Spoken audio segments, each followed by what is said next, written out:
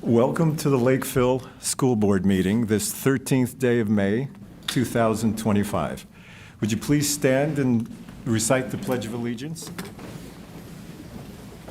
Allegiance to the flag of the United States of America and to the republic for which it stands, one nation, under God, indivisible, with liberty and justice for all. I would ask the directors to introduce themselves, starting with my far right, please. Director Amber Cameron. Brett Nicholson. Paul Carbone. Michael Bauman. Kim Baker. Carly Anderson. Brian Thompson. Very good. Are there any agenda additions? Okay, hearing none. I move to approve the agenda. I'll make a motion to approve the agenda. Okay, is there a second? I'll second. Okay, all in favor, say aye. Aye. All opposed? Pass.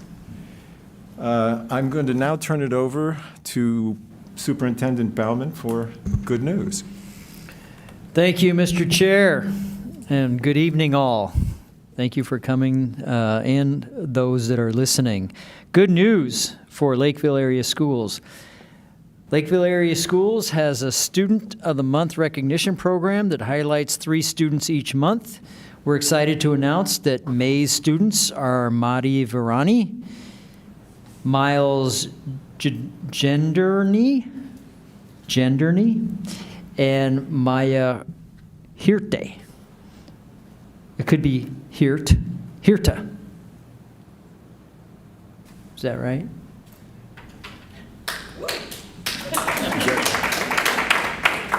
We want to congratulate those students on being selected Students of the Month for May here in Lakeville Area Schools.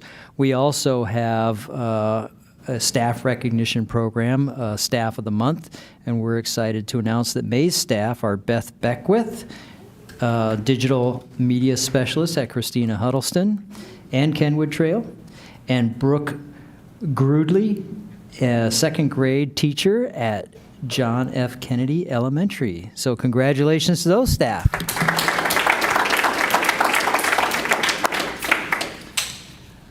I also want to share that we are recognizing our entire teacher staff as for Teacher Appreciation Week.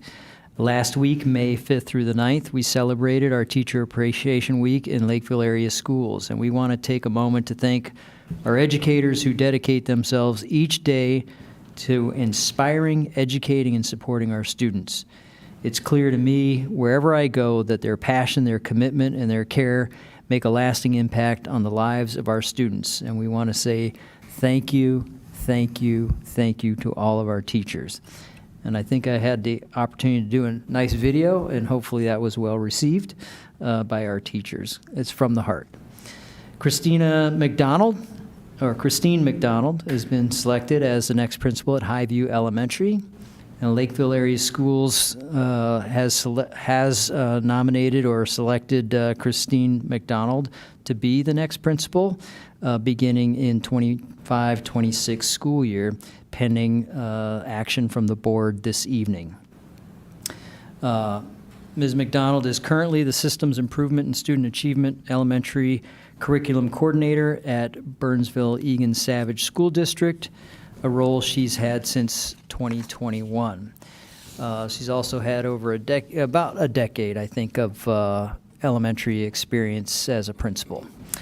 So we're looking forward to her coming, and a fond salute and thank you to Mr. Brett Lobin, who's opened the school and was the first-year principal at Highview Elementary.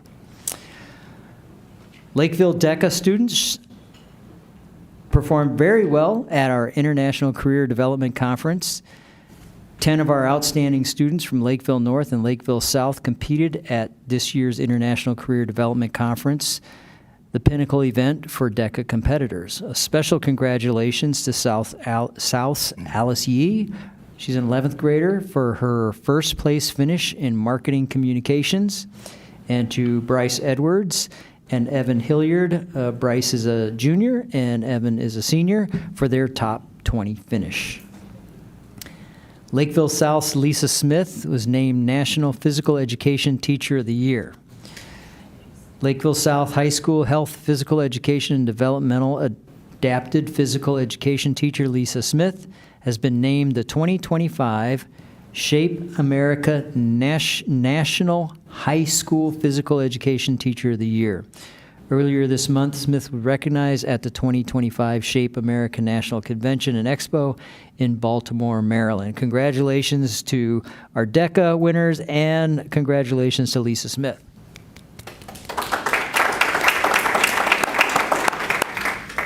There's more. Lakeville's young mathematicians demonstrate excellence at Regional Math Masters. 70 Lakeville area 5th grade students representing Cherryview Elementary, Eastview Elementary, Highview Elementary, Oak Hills Elementary, and Orchard Lake Elementary demonstrated their impressive math skills at the Regional Math Masters competition on April 26th in Burnsville. Congratulations to Oak Hill's Ethan No for his first place finish in the fact drill and individual round, and to Cherryview's Unesha Shandurapilli for her second place finish in the individual round. 2 teams from Oak Hills Elementary also earned top honors in the team portion of the competition. Way to go to our mathematicians.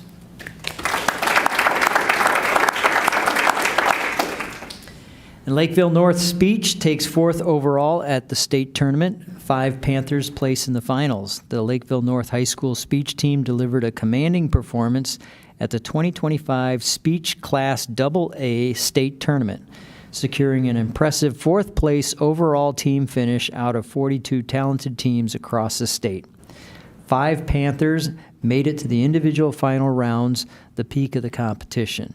A special congratulations to Meredith Leo, a junior, earning the state championship title in serious interpretation of drama. Andrew Staff, senior, for a 3rd place finish in informative speaking, and Siphon Barrento, a sophomore, for a 4th place finish in serious interpretation of poetry. Harper Jensen, sophomore, for a 5th place finish in informative speaking, and Kaylin Wynn, a sophomore, for a 5th place finish in serious interpretation of poetry.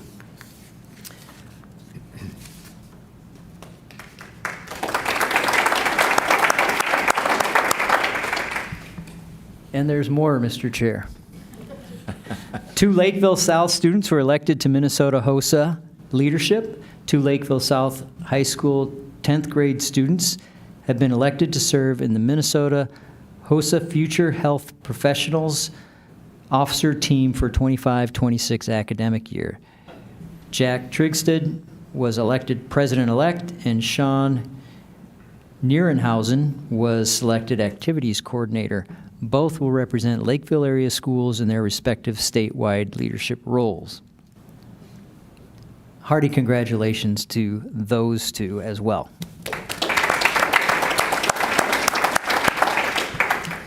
So I'm going to shift gears a little bit and ask our Lakeville North High School art teacher, Mr. John Cochran. Are you here? There you are. I see you. So it's my pleasure to welcome 2 special guests joining us today for good news. Mr. Cochran, who's art teacher at Lakeville North High School, along with Lakeville North senior Novella Hanneman. Mr. Cochran was or has been a dedicated teacher here at Lakeville since 2001. You're too young for that. Yeah, it's been a while. And he does play a vital role in inspiring and mentoring generations of high school art students. Novella is an exceptionally talented artist whose accomplishments include receiving the Minnesota High School League Section 1A Best in Show for Ceramics, being featured in the Minnesota State High School League State Visual Arts Exhibit, earning a Top 5 Award of Achievement for the South Suburban Conference and receiving 2nd place at the Minnesota State Fair. Sir, the floor is yours. Congratulations.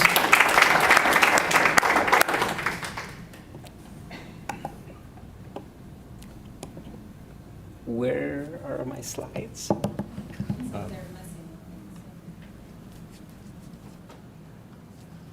We like visuals in the art department. Well, we'll get to that in a little bit. Thank you for the opportunity to speak to you tonight. I'm super excited to be here with Novella. I want to go first. I thought about having her go first, but once she starts speaking, you won't want to hear from me at all.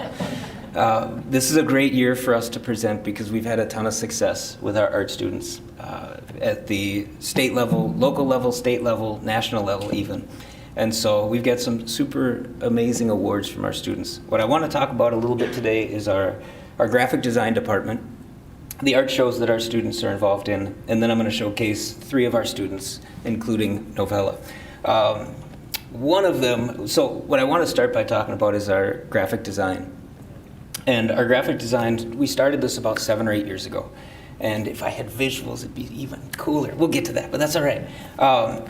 We started working with teams at Lakeville North to start creating a stronger platform with our social media within our teams. And so instead of just having little comments of, hey, game tonight, we started creating these incredible graphics. And the best part for us is that when other teams, other coaches would contact our coaches saying, hey, who's doing this? Like, what professionals are doing this? It was an honor to know that it was done by our students. And these professional edits are all created by our students. And over the last 6 or 7 years, 7, 8 years, we've created well over 1,000 designs for our student athletes, or for our teams. And so the bonus of that is we're helping our teams, and we're also showcasing our student artwork. And some of these artworks, they're seen by 5 to 10 people, and some of them are seen by thousands, depending on which team that we're working with.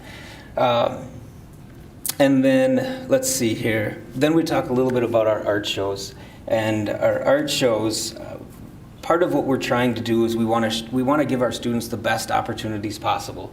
And how do we do that? A lot of it is through art exhibits. And by showcasing our student artwork, we are able to see amazing work, and our students are able to build confidence. And when it's just around the school, our students, it's nice that I give them feedback and applaud them, but when an outside source comes to them and says, hey, great job on this work, great job, and they earn all these awards, it's pretty incredible.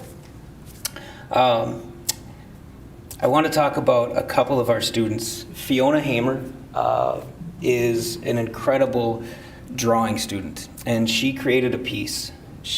Oh, here we go. Oh, this is exciting now. Oh, there we go. See, visuals help this so much more. All right, so these are some of our designs that our students have done. And they're incredible, and they're professional, very well done, and very nice work. The art exhibits, so these are some of the art exhibits that our students have been involved in. And again, it's a great opportunity for our students to be involved in shows, be able to hang artwork. In fact, our senior art show is going on right now at City Hall. And we have an annual senior art exhibit for our students. All right, so here's one of our pieces. So this is Fiona Hamer's drawing. It's 36 by 48. It's huge. It presents amazingly well in person. And so this was chosen as Best in Show at the South Suburban Conference. It was the Award of Excellence. It was out of 110 pieces, this one was chosen as the best one. And then it was also last week at the State Art Exhibit. This is by Annika Swenson, who's a junior, and this is a film piece. This one's 8 by 10, but it received. What's cool about this, and yes, it's film. We teach film. We still teach film. I know it's archaic. I know it's old, but it's such a great experience for our students. And as luck would have it, her piece took gold medal at the Scholastic Art Awards at the state level, and then all gold medals go up to the national level. And her piece was chosen as a gold medal, and what that means is now she's heading out to New York next month to receive her award at Carnegie Hall, which is pretty amazing, right? And that's all from an 8 by 10 print made in the darkroom. So we're super excited about our students and what they're doing. And now I get to introduce Novella. And so Novella's going to come up here, and she's going to tell you a little bit about what she's doing. And she's the best ceramics student I've ever had. And our district has done a really nice job to give her the opportunities to be successful. And I'll let her talk. She gets to do the next part. Come on up here. And she's got a couple of projects. Again, visuals are our thing.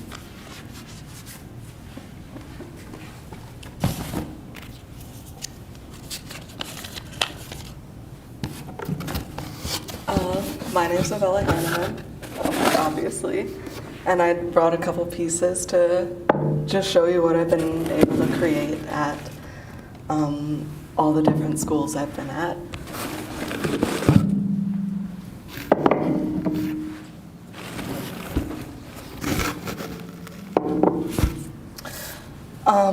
So my experience at North started my freshman year, where I took Ceramics 1, and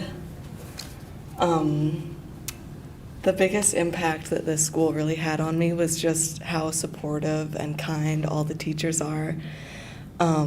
Without Cochran's help, I never would have continued doing pottery after my freshman year if he hadn't encouraged me to take independent study and continue following something that I'm sure he could see I really loved. I really love North just because I had so much freedom to create, all of these beautiful pieces that I never would have had the chance to even begin to imagine making. And I've really had a lot of chances to improve all my skills. I've taken Ceramics 1 and 2 independent study twice, PSEO at Normandale, where I got the chance to work with Lazar Rotach at Normandale, and he really kind of took my art to the next level, encouraging more of a fine art from just basic pieces, really encouraged surface work and putting emotion and feeling and all those things that you see in like museums, just like making things that people really look at and say like, wow, and can put their own special meaning to. I also got the chance to work with Hanson at South, where I had more freedom with glazes, and he really encouraged just like trying new things, and like if I didn't think I could make something, just do it and try it. He's extremely supportive, and everything you make he just thinks looks amazing, even if it's looks horrible to you. And I've had a lot of art shows, as he said, that really have showed me like, wow, not just my mom is liking what I'm making, other people like it too.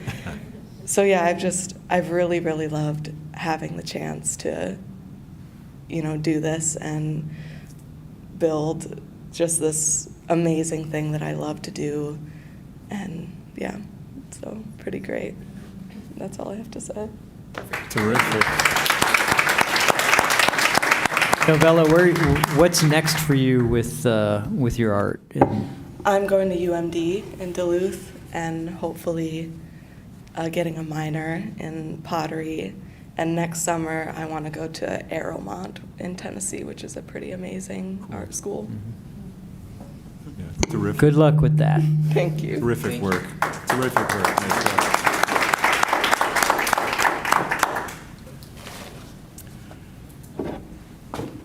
Thank you. Thank you, folks.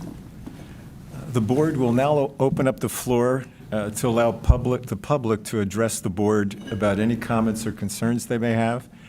To participate in public comment, individuals must have registered in advance using the form provided on the website by noon on the Monday before the scheduled public comment session. There'll be no board response during the session. Public comments that are framed as complaints or concerns about a student or staff are not appropriate. These comments should be addressed to the administration outside of the public meeting. Likewise, complaints about any school board members should be privately directed to the board chair or Superintendent Bauman. There'll be no formal action taken on a topic presented during the public comment. And as necessary, the administration will follow up with the appropriate personnel on any concerns that need to be individually addressed. Also, if necessary, the board will follow up during board communications at the next regular scheduled board meeting. Individual remarks are limited to 3 minutes, and the board will provide a signal by Director Baker when you hit the 30-second threshold. Please try to keep audience noise at a minimum to allow everyone the opportunity to speak. And the first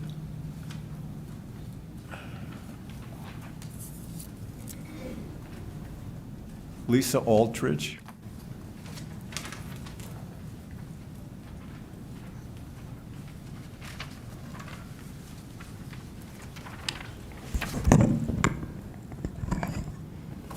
Hi. My name is Lisa Aldridge. I am a third grade teacher at Highview Elementary, a Lakeville resident, and the mom of 4 adult children who all attended Cherryview Elementary, Century Middle School, and Lakeville North High School. I'm asking that the school board vote to approve the operating levy renewal and add the capital levy to the November ballot. I want to take this opportunity tonight to give my perspective of the importance of the renewing of the operating levy, which funds 5th grade band, elementary art, and would maintain current high school class sizes.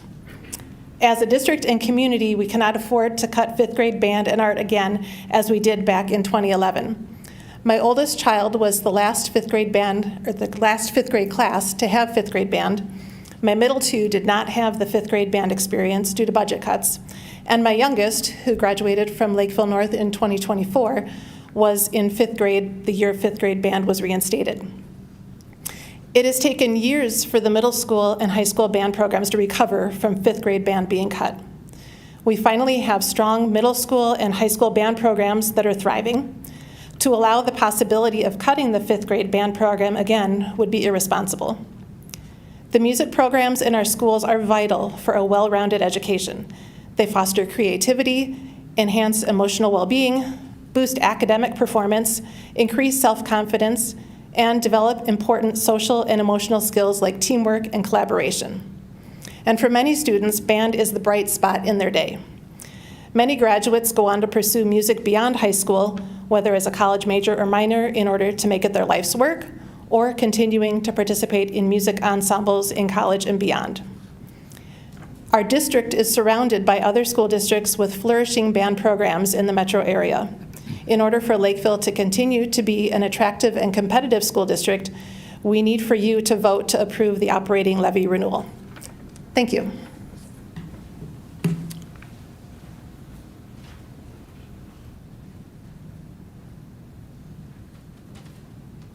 Next speaker is Hillary Morlack and Mary Casserly Smith, please.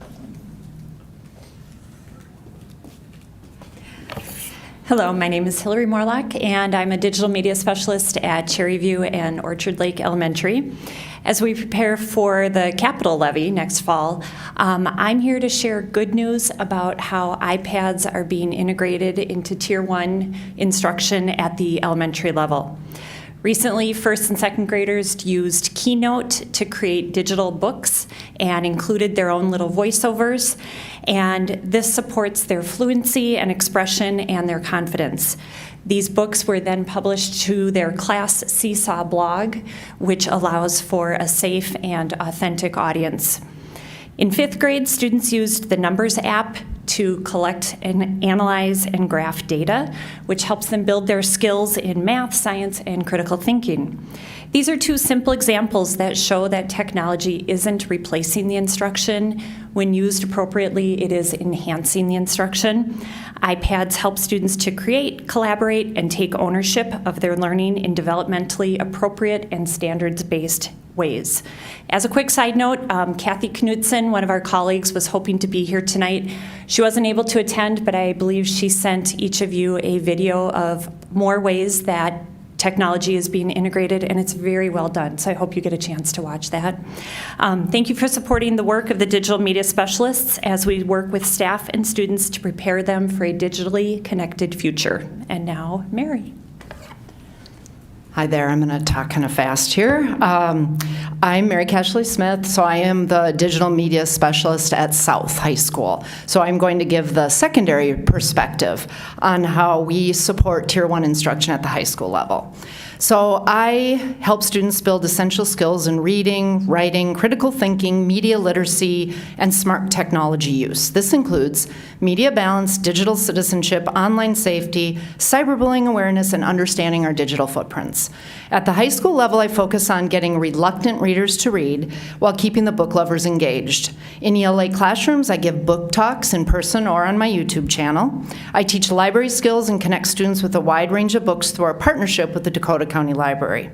I also support social studies classes by helping students create iMovies and podcasts that blend research with storytelling. And recently, I've been teaching AI literacy to staff at South and across the districts. It's energizing to explore how AI can enhance learning in ethical and creative ways. I want to give a huge shout out to the incredible tech support we have both at my school, South, and at Disket. I know Hillary would agree that we're having a strong tech support not only makes our jobs easier, but also keeps students and staff safer. Thanks to a previous tech levy, every student has access to an iPad. That kind of access levels the playing field and creates more equitable learning opportunities for all. And it's only possible with your continued support. Thank you. That's really hard in a minute and a half to do all that. Thank you.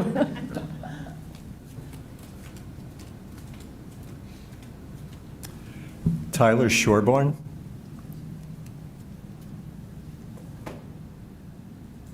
Tyler Shorborn. Going twice.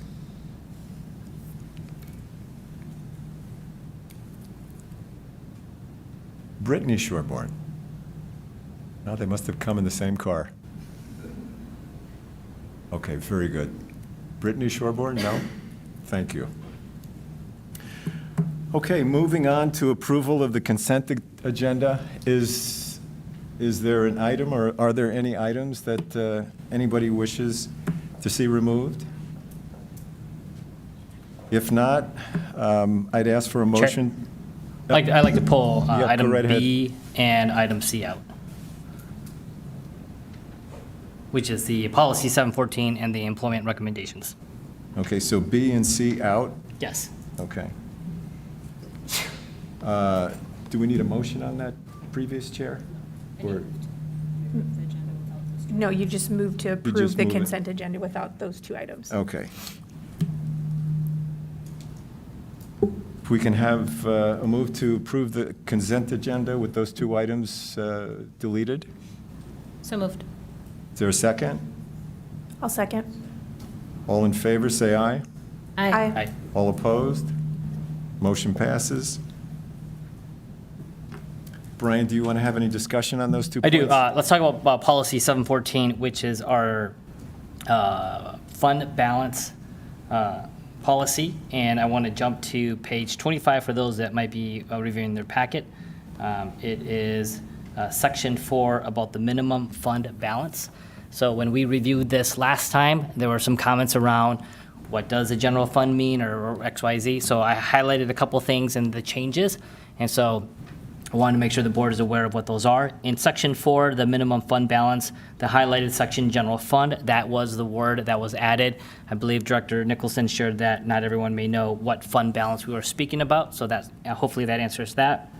And then section C, letter C within that section, the highlighted section underneath letter C is the one that is to replace letter C. And so letter C said the unassigned general fund balance will maintain a minimum balance of 5% of the annual expenditure budget. The proposed replacement of that is this verbiage: the unassigned general fund balance shall not fall below 5% of the annual general fund expenditure budget. Expenditures that will reduce the budget, that will reduce the balance below this threshold may only be made with prior approval of the school board. And so what we are approving today for policy 714 are the highlights in yellow, as well as the paragraph yellow highlight that would replace letter C. I'd like make a motion to approve. Is there a second? I'll second. Okay. Any discussion? I wanted to just say to the policy committee, I appreciate the thoughtfulness around kind of what we're striving for with the 10%, which feels kind of the safest route for us, but that if we're kind of approaching that 7.5% mark, that's what kind of raises the flag to investigate how we can certainly keep it above 5 and ideally above 7.5. So just wanted to thank the committee. I think it's a thoughtful conclusion. Okay, very good. Thank you. Any other comments? Okay, if not, all in favor, say aye. Aye. All opposed? Motion passes. Okay, moving on to the report section. Oh, I'm We sorry. still have item C. My apology. Go ahead. Letter C, and so I did send an email, so Director Bauman, thank you for that update on that. Just want to make sure I understand again, as we look at the employment recommendations, this is where the board then approves all of the recommended hires by the school district, and part of that also includes our new principal for Highview included in that. The two that I want to just call out to make sure that I understand is that there is a school psychologist role that we're hiring in addition to a special education teacher. Both of them are at the MA 6C step 16 rate. And so when I think about the teacher salary matrix, think of it like a rectangle. You got top right would be the entry-level teachers, and then all the way across would be those who have a master's degree with all their continuing education credits. And then as they work every year, top left, yep. For those watching, I was trying to, yes, top left and then top right. And then for every year a teacher works, they move down one step and their pay increases all the way down to step 16.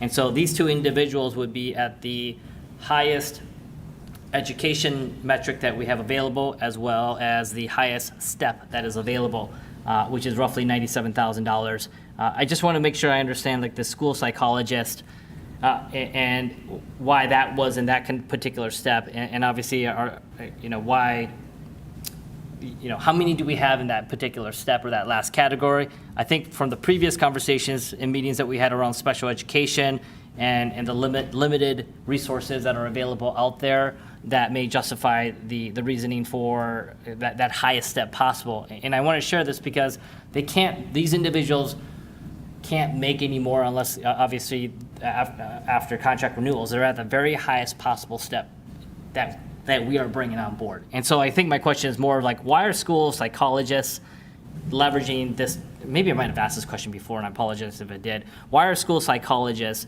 leveraging the teacher schedule? And then two, why is that person at the very highest rate? Is that the norm that we see in the marketplace right now? So those would be my two questions. I would say that school psychologists are incredibly difficult to find. There's a shortage not only in the state of Minnesota, but nationwide. I would say the district is probably fortunate to be able to find one that's not contracted, because then you see that number go up even more, because then they become their own LLC and they privately contract their services, and then we have to pay, and then they can say that their contract's a lot more strict than what we would have for our own district. Many districts have been found to be in that same situation, not only with school psychologists, but speech pathologists is the same thing right now. So they're either hiring them online, where they're providing their services digitally, or they're private and they are contracting those services privately with the district, which then again gives them a little bit more leeway, but then the pay is different. So I know that we've lost a lot of school psychologists in this district, so I think it's important for us to try to build that back up.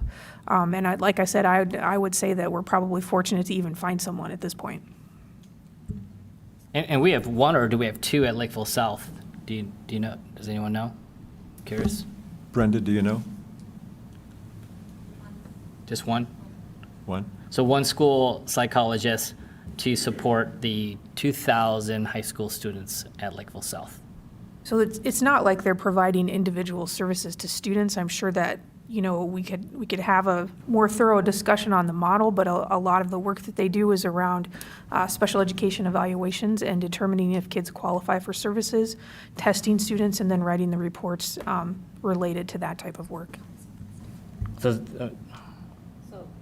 So they're not like school psychologists? Well, a school psychologist is mean- it's a different than like a clinical psychologist Okay. in the community. So like a school psychologist is a master's level psychologist where they're doing more assessment services in a school setting for special education, like Director Baker said. So that's different than our school counselors that are doing more of the career readiness and some of the, yeah, they work more directly with students to make sure all their classes are appropriate and some of the emotional issues too. But so that's why regardless, they're always going to start at that master's level because that's where they're. Because they're always going to be Yeah.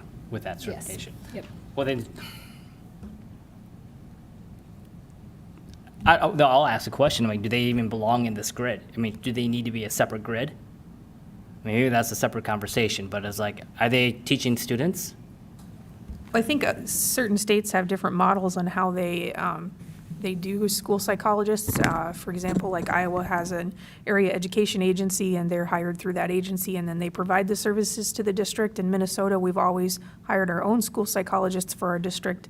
So, I mean, that's kind of above our pay grade as a school board as far as changing the state model on how they do things. But when you have your own employees, then you have more control over what they're working on and the work that they do for you and the contracted services, so. Yeah, Brenda, would you like to make a comment? Yeah, they are represented by EML, which means that they're under that salary schedule that you were talking about earlier, so we need to pay according to that salary schedule.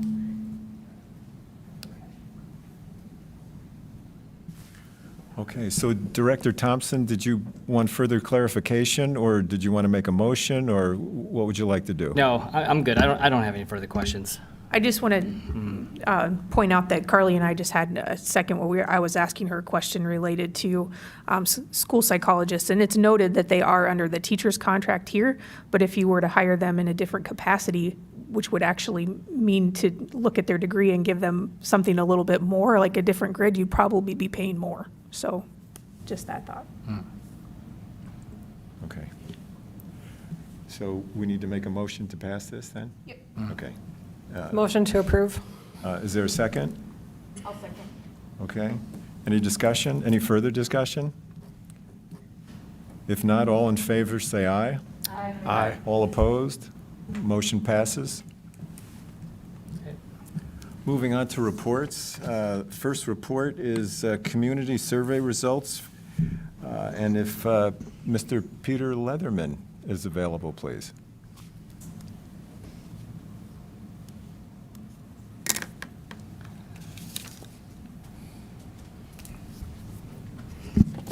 Super. It's a pleasure to be here with you this evening to go over the results of this year's community survey. To review with everybody what we undertook, we spoke with 500 randomly selected residents across the community. The interviews, this is hot off the presses, so it's from April 21st to May 1st. And that is also an important, there's, at a national level, we had April 2nd happen, and the economy's, the stock market has been going up and down. So this is post that decision at the federal level. Average interview time was 12 minutes. Non-response rate was 6%. Projectability, it's always 500 samples, always plus or minus 4.5%. Even if so, in the Lakeville School District, Dakota County, or the state of Minnesota. The margin of error is determined by the size of the sample, not the percent of the population. And to put up some demographics, first off, cell phone only households are 64%. You're down to 9%. You're in the single digits now, but they still exist. Landline only households, and then both landline and cell phone households are 27%. If we look at the demographics, and once again, demographics are done for two reasons. First off, to validate the sample against updated census information, but then we can look at differences between groups, households with children versus households with seniors, homeowners versus renters. So the first set of bars looks at how long has the resident lived in the Lakeville School District. You have a very youthful community. 41% have been in the district for 10 years or less, while you have 35% that have been in the district for over 20 years. The typical resident's been here right about 13 years right now. 16% have preschoolers or infants in the household. 33% have a child attending the Lakeville Area School District, and then 63% are empty nesters. So as you look at the results, basically 4 out of 10 have kids, 6 out of 10 don't have kids. And once again, empty nester does not describe age. We could have a 24-year-old without a child. That's an empty nester for classification in the survey. Renters were 14%. The home value, I suggest next time we do a survey, we up it. It continues to go up. The median home value now is well over $400,000 when you include the categories of over $400,000. Women outnumbered men by 4%. If we look at the age breakdown, 22% are 18 to 34-year-olds, while 35% are over the age of 55. Typical residents about 47 years old. Highly educated, 53%, a majority, have a college degree. That includes postgraduate degrees, while 18% are high school graduates or less. The financially stressed versus financially comfortable has impacted districts across the state over the last 3 election cycles. It's the main determinant factor on success or failure of an operating or a bond referendum or a capital projects levy.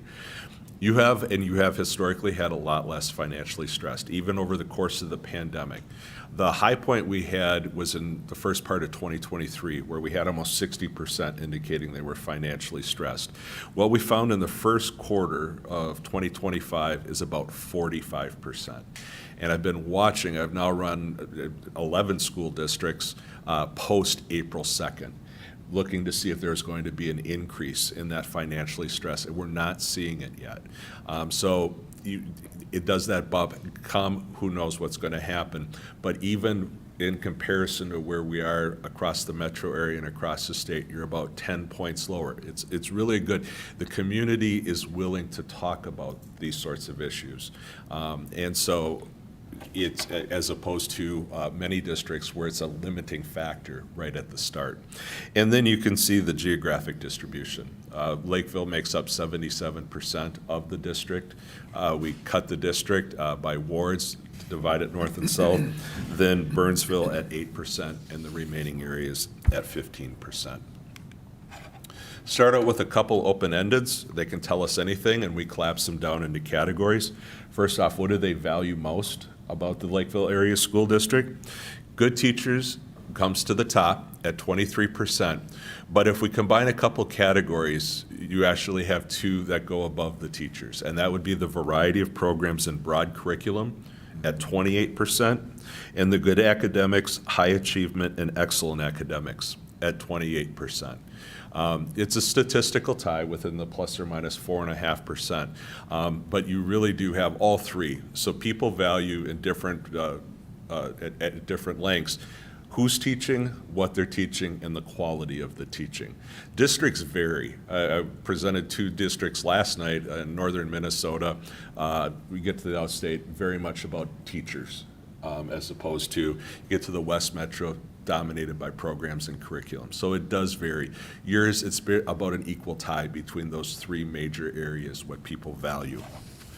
Now, if we ask what they like most, we always follow up with the most serious issue facing the district. You have the same at the top that every district has across the state of Minnesota. 20% indicate the lack of funding. That's typically right now between 20 and 25% of residents. Then we have large class sizes at 13%. High property taxes, a little bit lower than the norm. And we'll talk about property taxes specifically in a little bit. That's typically around 15 to 18%. Too political at 9%, and then various things in single digits. The other item that's noteworthy is at the bottom, the nothings. It's going to be a surprise to you, but 22% of people see no problems in the school district. That's about double what we're seeing right now. So 1 in 5, really, they're boosters of the district, and they're positive throughout, from the quality of education to the communication to a potential levy renewal. They're very supportive. It's a nice reservoir of goodwill with 1 in 5 in the community. We've talked about it when I've been here over the past few years, is the shift and the concern coming out of the pandemic on folks on the quality of education in Minnesota. I mean, this is a Minnesota problem. Where you land this time is at 89% rating the district's quality of education favorably. We're now down to a norm of 78% in the excellent and good category. So you're 10 points higher on that. Also in the excellent, you're double what we're seeing, the 23%. We're at about 11% right now. You don't have the shift. A lot of districts, the shift has gone from excellent to good and then good to only fair. You kind of have a wall there, and it's been very stable over the course of the pandemic, where we see a lot of districts that have been going down. Yours has been very stable on the overall perception of the quality of education. Now, if they think about the quality of education compared to 3 years ago, and it's intentional, we want to make them think post-pandemic. It's not a fair comparison to think back to 2018. It's apples and oranges in public opinion times. You have now 43% indicating the quality of education is better. You have 5% saying it's worse. So this is the best ratio. If you look at it as a ratio over the 4 years, it's better than 8-to-1 ratio now. People saying that even if there is a concern, there's momentum that things are moving in the right direction and getting better post-pandemic. Some specific school district perceptions. First off, does the district spend taxpayers' money effectively and efficiently?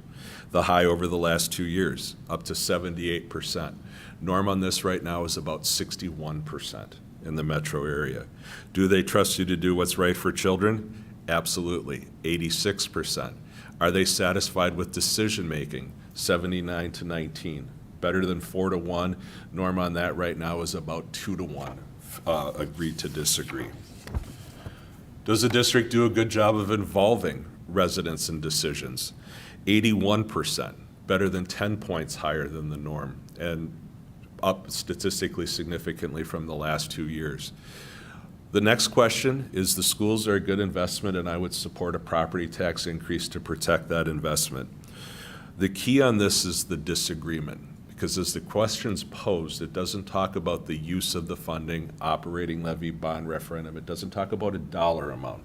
That's your core opposition. And you've been very stable in your core opposition over the past 2 years at 23%. What we're seeing right now in 2025 is the norm is about 32%. The district I was at last night had 38% in the core no at the outset. That makes it very difficult. Doesn't mean everything automatically passes. The lower the number is, means there's more willingness to discuss a potential funding request. And then we added on to this survey, simply because of the potential capital projects levy and the use of the funding, safety and security.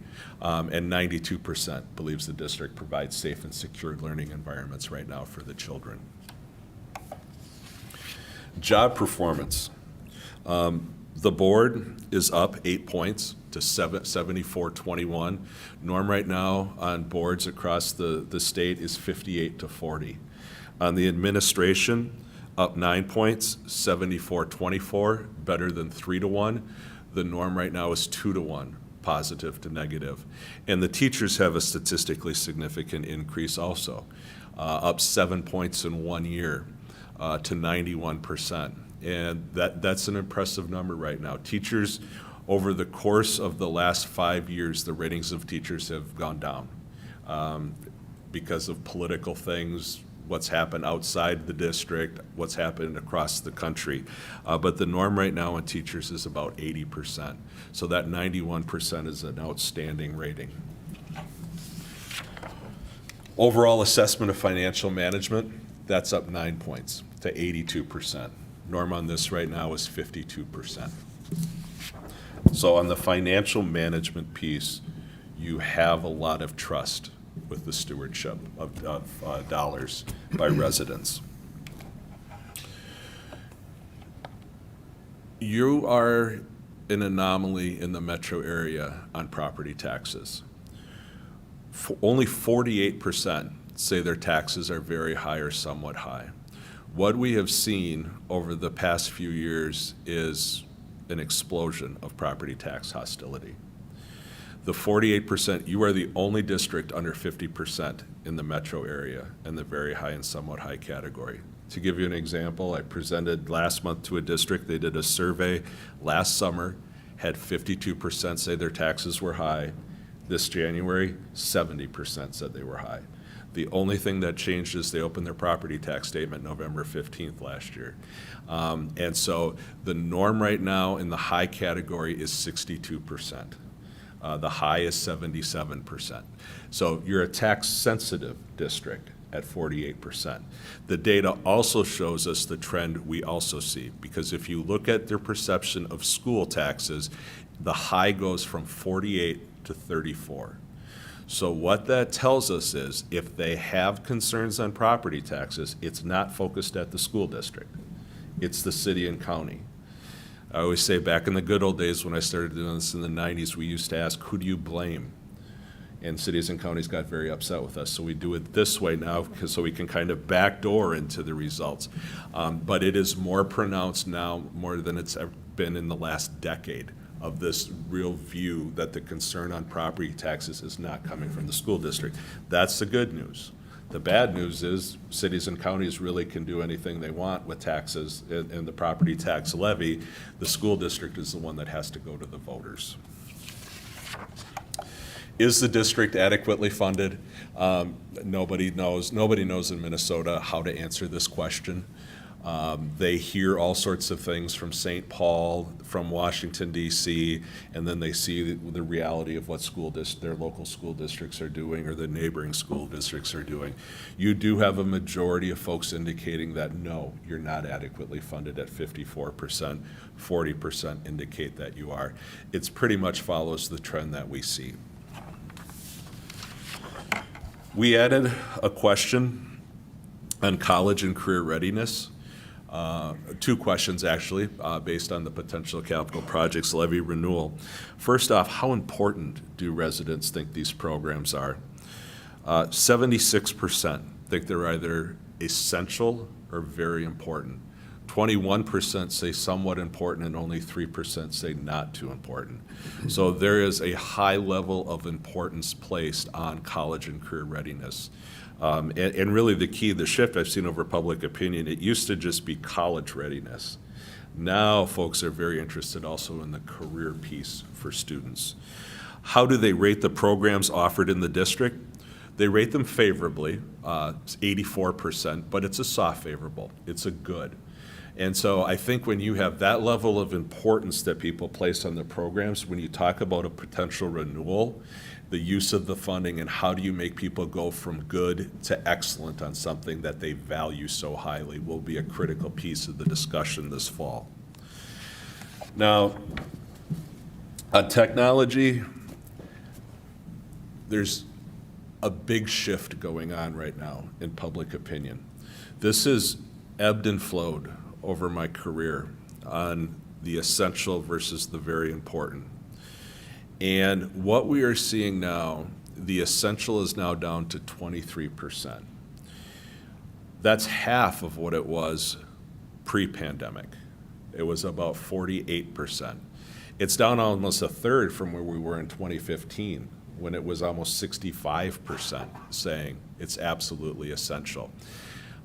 I don't really understand. I've told school districts, we always do internal polls that we share with all the education acronyms, I call them, this fall. I want to dive into this and try to get an understanding of where folks are at and the rationale for this.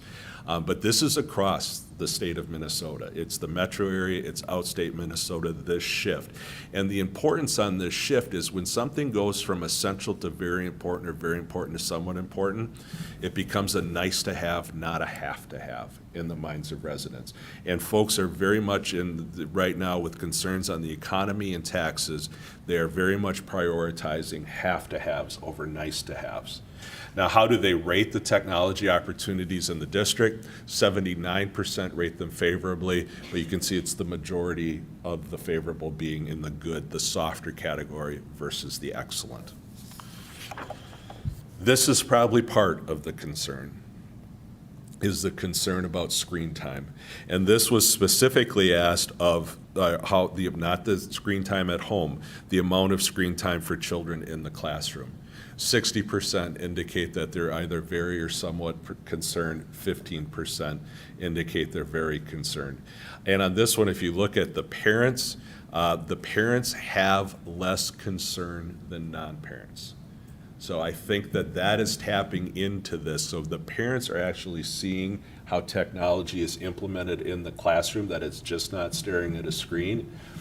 This harkens back to, I think, about 20 years ago, we saw this downward trend on the technology essential, and we kind of got into it and kind of realized you have a whole group of people out there that had never seen a whiteboard. The last time they were in a classroom there was chalkboard and erasers. And so districts actually did programs on technology to bring senior citizens and to show them the technology and the whiteboard and how it's used in the classroom.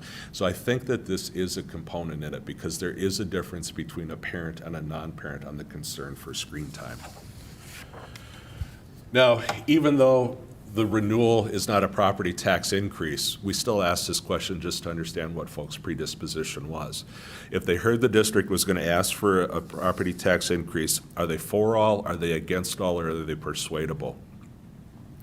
You start out +3, with 3%, with 26% indicating they're for all, 23% against all. The key is obviously the persuadable, the 50%. And this, typically right now I'm finding in first quarter of 2025, it's about a -4, meaning you have 4% more opposition than support at the outset. We brought up then the capital projects levy, and respondents were told the school district, if they asked the residents to approve a capital projects levy for another 10 years, providing about $4 million per year for technology, college and career readiness programs, and safety and security. If successful property owners would see no property tax increases as a result of this renewal. Renewals typically fall somewhere between 75% and 85% right now. And you're at the high end of it. But part of it, you're at the high end of it, because think of what they value. First off, safety and security. And we add that question earlier on because oftentimes when people say they're going to support funding, they see that that funding's for a deficiency. And you can see you had 92% say it's a safe and secure environment. When it comes to safety and security, residents see it as an insurance policy. It's not a deficiency, but also because college and career readiness programs are involved, and you saw the importance people have on those programs. So the 84% is at the high end of a renewal. I think the numbers play out over the past, over a decade in Minnesota. There are only 2 renewals that have failed. Typically they come in somewhere by election day, somewhere between 65 and 75%. So this is positioned in a good place for the district to come in and support. I think this would help alleviate some of the confusion on funding.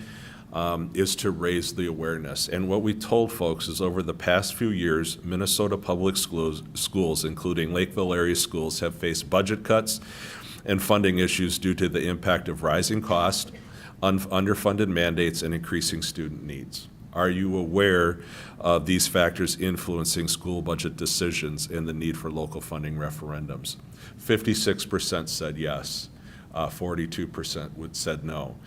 So I think it would be important. You're never going to have 100% aware of anything. If you call an election, I always say on election day, you'll have 20% of people that have no idea what we're talking about. But I think that helps push the need. And need is a factor when it comes to people voting, especially in off-year elections. And then finally, a few questions on communication. First off, how informed do they feel about district decisions? It's down a little bit. It's still, you're right at the norm of 66%, indicating they're either very or somewhat informed. You do have a shift that's happened. 2 data points, a trend does not make. You need 3. But you have less interest. from 24 to 25. It was 67%, indicating they were or somewhat interested in district information. It's at 58% now. So don't know how that trend, the reason for it at this point in time, but there is a shift in interest on information from the district. It was June, yeah. Yeah. Yeah. But how do residents rate the district in keeping them informed in a timely manner? That's up from 73 to 80%. So the timeliness is not an issue. Its interest has waned from residents over the past year. Now, how are folks getting their information? It's still dominated by district communications. The district newsletter at 31%, email at 19%, 18% the website. Then you have 11% local newspaper and 9% word of mouth. You do not have the growth of the grapevine as a primary source of information like many districts do. What has happened in numerous districts, as well, just to the west here, as the Chanhassen Villager and the Chaska Herald, and the Prior Lake American, as those disappeared, what happened is older gentlemen like myself were not going to go to the website. The newspaper's gone. What are you going to do? You're going to chat with your friends and neighbors. And that's where they have landed. So there are many suburban school districts right now that have pulled back on print communications, and now the grapevine is the #1 source of information in the district. But having a strong communications component for the district is kind of like an insurance policy that the grapevine, because grapevines can be lovely, but they can also be poisonous. It really depends on the varietals on it. The traditional grapevine, your grapevine is more the traditional. It's parents, and it's younger parents, and that's where it typically revolves around preschool programs. It revolves around youth sports and associations, those sorts of things. So your grapevine as a primary source is contained in that. You'll see the impact of the grapevine, though, in 2 slides. How do they prefer to receive information? If we just look at this print versus electronic, you have 30% indicating the district newsletter, 10% indicate local newspaper. So you have 4 out of 10 people say they want to hold something in their hands. Do they want to push a button on a computer? 24% say email, 18% say website, 7% say social media, so 49% prefer the pull electronic communication. So it's an even divide, but there's demographics. Households with kids are much more, since the pandemic, are much more reliant. Email became their lifeline to the school district in 20 and 21, and that has not changed now their behavior. And on the other side, over 55, they want it in their hands at this point in time. And then finally, if you want to go through this list and ask, is this a major source, minor source, or not a source at all? So major source, this is set the scale based on major source. So the district newsletter at 39% with a reach of 66%. But then the website and the email, that's more parents, so it's limited. This kind of goes to, if you don't have a kid, you're not going to go to these sources of information seeking the information you want. Then you can see, though, the word of mouth. Alive, Lush, 17% say it's a major source, but 60% indicate it's a minor source. So it has a reach. About 4 out of 5 people are relying and talking to other people about what's happening in a school district. And then you go down the list into lower levels. You do have, it's interesting, your community social media and your district social media as major sources, basically the same.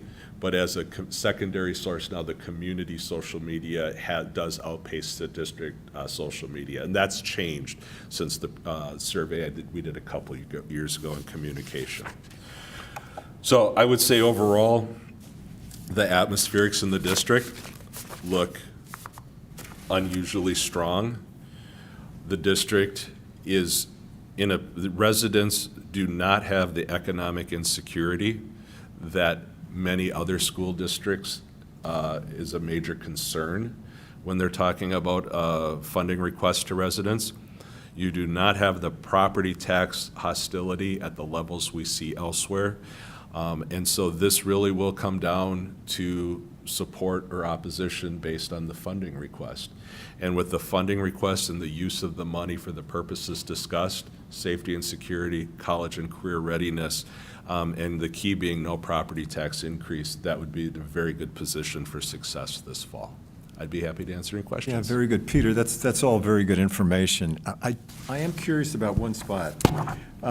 In better quality education, there was like 5% thought it was worse and 5% thought it was unsure. So say 10%, that's roughly about 1 out of 10 people, which isn't a tremendous amount. But I'm curious, did you drill down into that and find out what their concerns were? We did not follow up on that because that would require, I could look at the data though and do a crosstab. So I could say those that say worse, what did they say the most serious issue was? Yeah, it'd be interesting And to so, know. yeah, I can absolutely do that for you. I mean, is it large class sizes? Right. Is it lack of funding? What is it? So that could probably provide some clarity on where the worse or the unsure is coming from at this point. Very good, thank you. Any other questions from board members?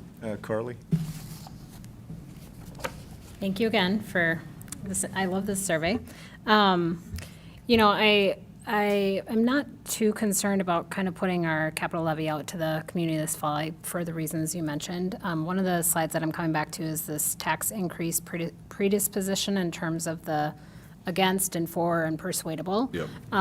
Does that look similar to years past? I feel like it does. It's a little bit, I believe you were at an even margin last year. I'd have to double check it. It's actually gone up a little bit with more people saying they support a property tax increase at this point. Yeah, I'm just thinking about the persuadable category is so huge, and we've had two consecutive years of not fully funded levies or not fully supported levies. And so I think that's just something we have to think about as a board and district admin is just how do we, and it would be interesting to know kind of who falls in which category there. Is it more of our parents who are in the for all, you know, in terms of being willing to invest in the school district? But how do we kind of really move those persuadables in the direction that we need to pass levies consistently when people are raising the fact that school funding is the biggest issue, right? Correct. So. I mean, and that's where the tension lies. And with many school districts, you know, last year 41% were successful, the lowest level since Jesse Ventura was governor in the state of Minnesota. And most of those, and I would include yours in the mix, you had the presidential. I mean, that was not ideal to start with. But it really was a referendum on people's, the economic insecurity, and then what the cities and counties were doing. You would have, you know, there were many districts that were going to the ballot in November, and then their city or county was coming out in September with the preliminary tax increase of 10%. And people are going, okay, well, this is, so my taxes are gonna go up here, and now you want me to increase it here. It's that tension that happens when you're the only one that has to go to the voter for the approval, and the cities and counties, the timing, it just puts the spotlight on people, for folks on that tension. I mean, it really came to bear in Rochester last year with that operating levy. And so it's all of those factors come into play.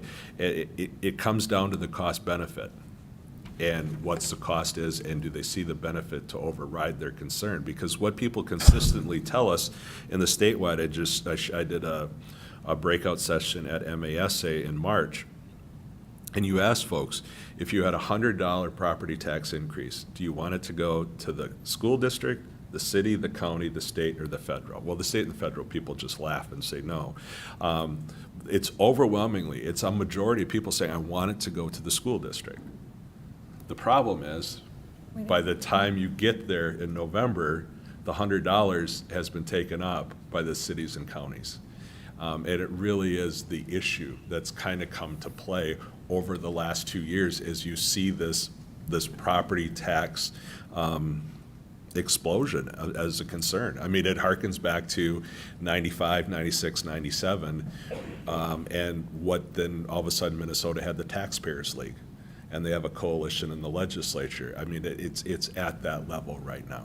Well, I also feel like there's been a narrative, and I hope kind of given these results with how numbers are moving in terms of approval of the board and the teachers and the administration, I feel like there has been in the political atmosphere an anti-public education kind of rhetoric that is not helpful to us passing levies in terms of, so I don't think any of that was helpful either with passing levies last fall. I don't disagree. Yeah. Yep. Okay, any other questions? Thank you for bringing up those last points. I just wanted to, for the board and the district, and get your opinions on this too, related to the county proposals for taxes. I serve on a Dakota County committee, and while Dakota County, I believe it has like the lowest tax rate in the state of any counties, which is great. I believe the county board is considering a pretty hefty increase this year, and because they haven't increased taxes in a number of years, they've kept it very steady. So it might almost be I was just at this meeting like a month ago, and it's not approved yet, but I want to say it's like approaching a double-digit proposal. So I think that's just something for our board to know, and we could have conversations with our county commissioners about that to learn more. I know many superintendent and board members in school districts all over the state of Minnesota are going to the cities and counties this year and saying, for 1 year, please. I mean, we failed in 23, we failed in 24. We can't afford to fail. I mean, some districts are facing statutory operating debt at this point, and to try to work with the cities and counties on this issue. Very good. Anything else for Mr. Leatherman? If not, thank you, sir. It was a pleasure. Thank you. Very good. Thanks. Human Resources Department report?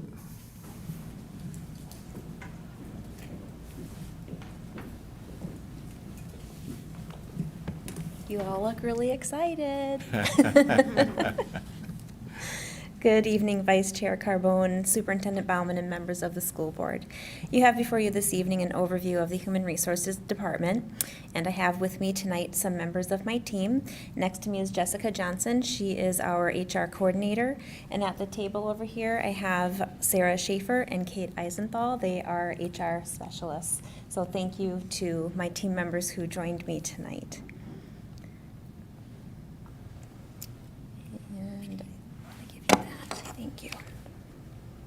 All right, so this is an introduction to our team. Our team currently consists of an HR coordinator, a human resources information systems and data manager. We have 4 specialists and 1 associate. We are currently in the process of restructuring our department to include an assistant director of human resources and an HRIS data specialist, thus eliminating the coordinator and HRIS data manager positions to be more efficient and provide some needed support in some areas where we're lacking right now. The Human Resources Department plays a vital role in managing the full employee life cycle, including onboarding, performance management, and employee relations.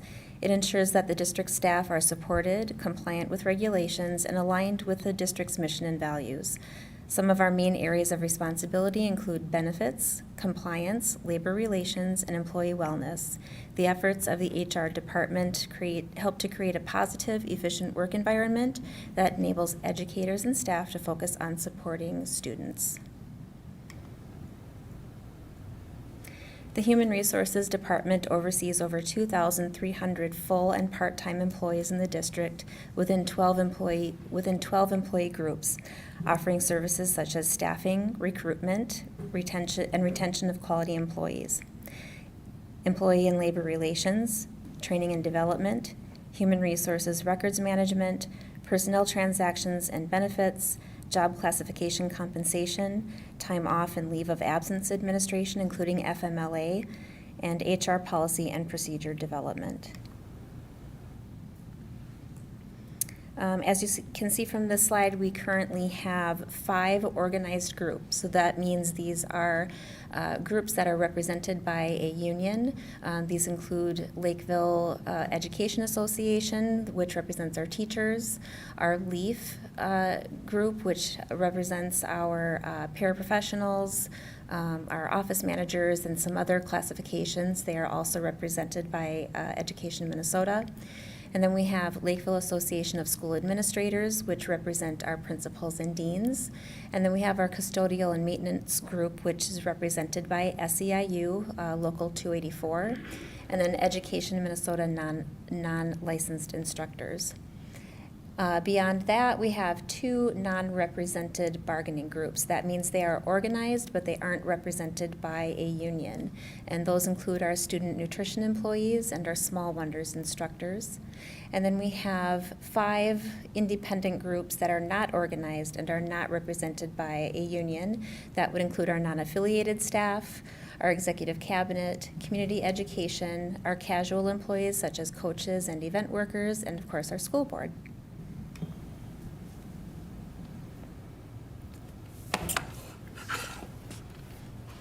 Perfect. In 23-24, HR processed a lot of things. So new hires, we processed over 400. So that is teachers, paras, things like that, casual employees, event workers. We run background checks on volunteers. Change of statuses can range from a lot of things, a person changing from positions, locations, adding a stipend, removing a stipend. Resignation, retirements, unemployment claims. We saw a huge increase in May of 23 with changes allowing employees to submit unemployment for summer breaks. License permissions, student teacher placements. Schedule C is your coaches and advisors. Schedule D is stipends in the EML contract, and then leaves of absences, so anything from FMLA or just leaves within the bargaining unit. Can you share a little bit more about that Schedule C? 800, that seems like a lot. Do we have that many sports? Or like what? Yeah, so that also includes if we hire somebody and they get paid through the booster clubs too, and all the volunteers too. So we run background checks on all the volunteers too as well. For sports and Sports activities advisors, absolutely. And what is Schedule? It is department shared leadership stipends in the EML contract. Kate, do you want to explain?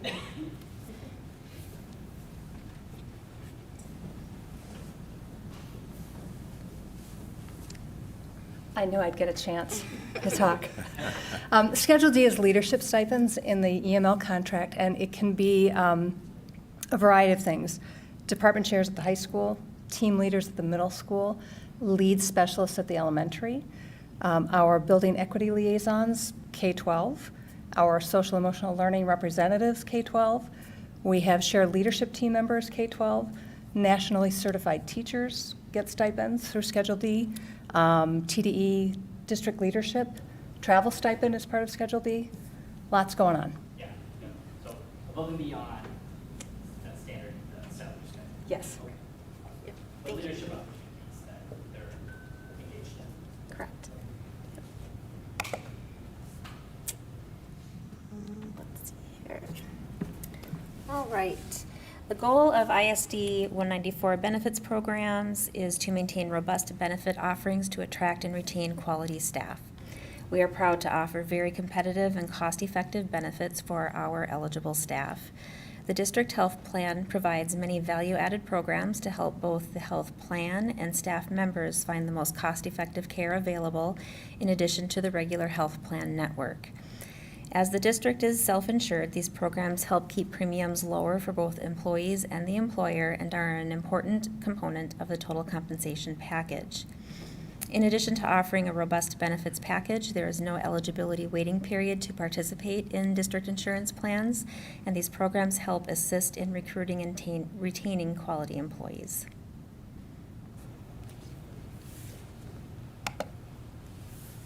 Perfect. So optimizing processes and designing effective documentation is essential to improving efficiency, compliance, and employee satisfaction. Our overreaching goal is to streamline and standardize our processes to improve our efficiency, ensure consistency, and maintain compliance. We, over the last 18 months, have created over 100 standard operating procedures to support department functions. They include tasks for our HR team, our employees and managers on how to complete things.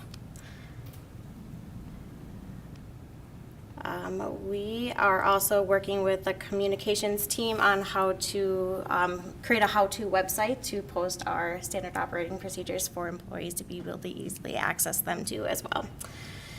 This March, the HR team worked with multiple departments too as well to create a strategic and collaborative new hire onboarding process. The outcome goals of the process were to create a sense of belonging, commitment, and excellence. We help employees in their role value and value the overall mission, vision, and values of Lakeville Area Schools, and to provide the tools for them to be successful. And then HRIS, enhancing our workflows. So we currently use frontline recruiting and hiring. By June of this year, we will implement a new requisition process. So transitioning away from Google Forms and utilizing the system to its full capacity.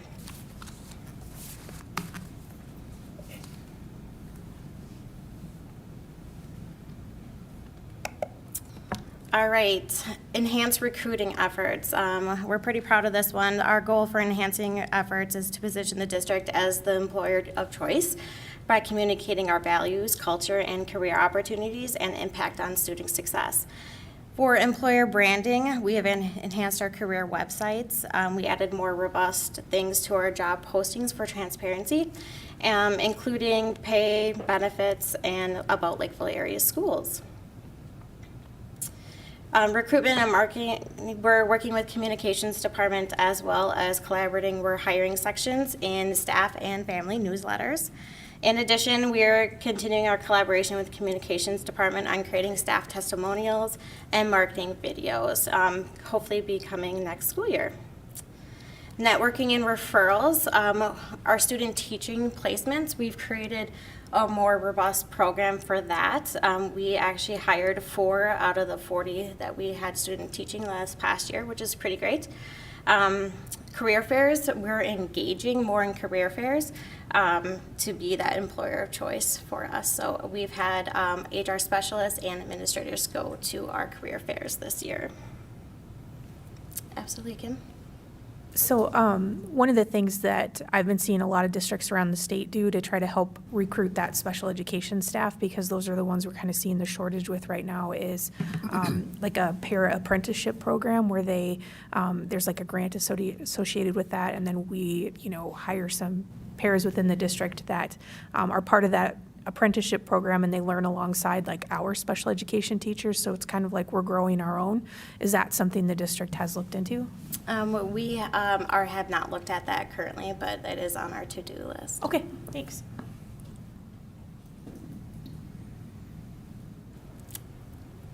Any other questions? And that is our last slide. I know Brian has questions. Very good. Brian, go right ahead. Lead us off. Fantastic. Hey, so a couple slides earlier, you were showing how many of our staff are in our benefits, and I think I read 1,300 FTEs and 1,100 staff that are taking advantage of the benefit offering. So it sounds like we've got a pretty good deal. I mean, not a good deal, but we've got employees participating in our program, which is about 85%, which sounds awesome. A couple months ago, I think our insurance person came in and said, hey, there's a 5% increase, but we generally split that, so 2.5 goes to the employee, and the district pays 2.5%. Can you walk me through, while we want we want Lakeville area schools to be the employer of choice in this area, how are benefits, can you walk me through what a person, like a single person, might have to pay, or what are their coverages, or what do they get out of this kind of what are the benefits are they getting that makes it so favorable for 85% of our people that say, hey, I want to participate in this? We do offer health ESU within our benefits. So if your employed and have benefits, healthy issues, the virtual on demand. It costs nothing to the employees, and we also added Solarte Health. So there are providers like TCO, if you go there and have surgery, it's no cost to you. And then we have the high deductible plan that costs the employees $0 out of their paycheck too as well. So we've got a high deductible plan where it costs $0 for them, and so now that's when they see a doctor. Then are the premiums, I'm going to say, comparable to others, so to other districts, so that it, or you know what I mean? Comparing premiums among different school districts is like comparing apples and oranges. Their plan makeups are different. Deductibles, copays are different. It's really, really difficult to make a really good comparison among other school districts when it comes to health benefits. I have spent hours upon hours trying to do that, especially during the negotiation cycle. It is just, they are so different. It's really hard to compare among other school districts. But the benefit offering that we have that makes us attractive is that when you see a doctor, there's no cost out of pocket or close to it or something like that. If you use the Solarte Health. If you use that program. Got it. But the benefit package is something that we think is a huge value add, and that's why it attracts a lot of good teachers to come to our district. Our coverage is very good. We have 3 plans that people can choose from, one being, of course, that high deductible with no premium cost. And then there's a mid-level, I think the deductible is $500. And then you have a plan that's just a copay plan. There is no deductible. It costs more for the employee, but it's very, very good coverage. You don't see that coverage in the private sector much anymore at all. Got it. Thank you. It looks like you're doing a lot of promotion and recruiting for positions. I'm curious, for a teaching spot, on average, how many applications do you get for a teaching spot? And I know that varies by subject and everything, but just, I'm curious. I do not have that information with me. Kate and Sarah, do you? It really is going to depend on, we're going to get more in your elementary level than you are in your special ed or in your high school specialty classes like math and science. As far as an average number of applicants, do you have any idea? We don't really have analytics on that yet, but as part of our HRIS data that we are improving on, we hope to have more information on that for next school year as we're implementing that at the start of next school year through Frontline. Terrific. Thank you. Carly, did you have your hand up? Oh, okay. Just one question. Yeah, go ahead. You said that you were moving away from Frontline? No. No, okay. Okay, well, I thought that's what. Better utilizing it, yep. Okay. Any other questions for HR? If not, thank you, folks. Thank you so much. Next is the business report.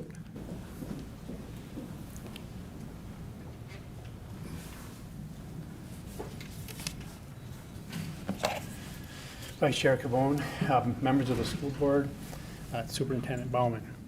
Yes, tonight we're bringing to you the Facilities Planning, or FPP, department. And it's interesting that this week, believe it or not, is World Facilities Week. So we feel very fortunate to come to you today. I'm going to just introduce our crew. What's the matter? Bill, you are on the clock.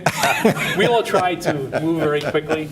I'm going to ask everyone just to raise their hand quick, but our facilities manager is Bill Marquardt. Then we have Mike Gallagher. He's our coordinator, or our project coordinator.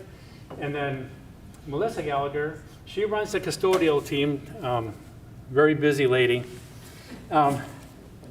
Damian Nelson, he's our safety and security piece. Tiffany Steer, she is our accountant. She keeps us straight, makes sure we stay on budget, and we're not spending anything that we're not supposed to be spending money on. Now, who else would I miss? Oh, Jade.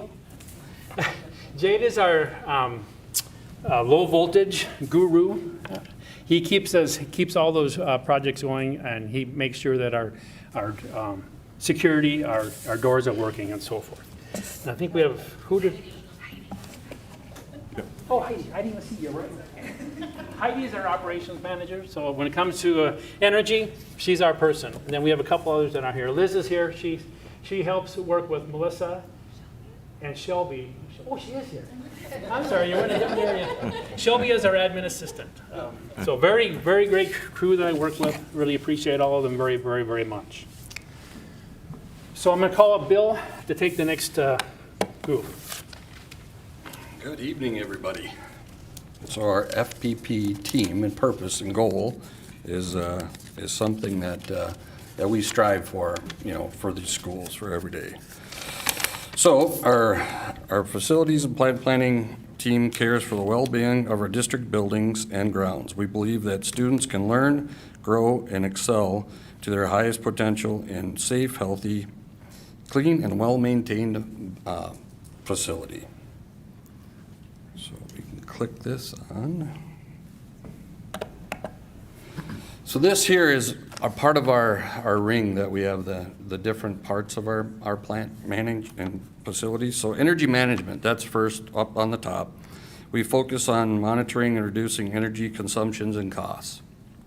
Custodial handles cleaning and sanitation of our facilities. Our project coordination and management, we manage construction, renovation, and major facility projects.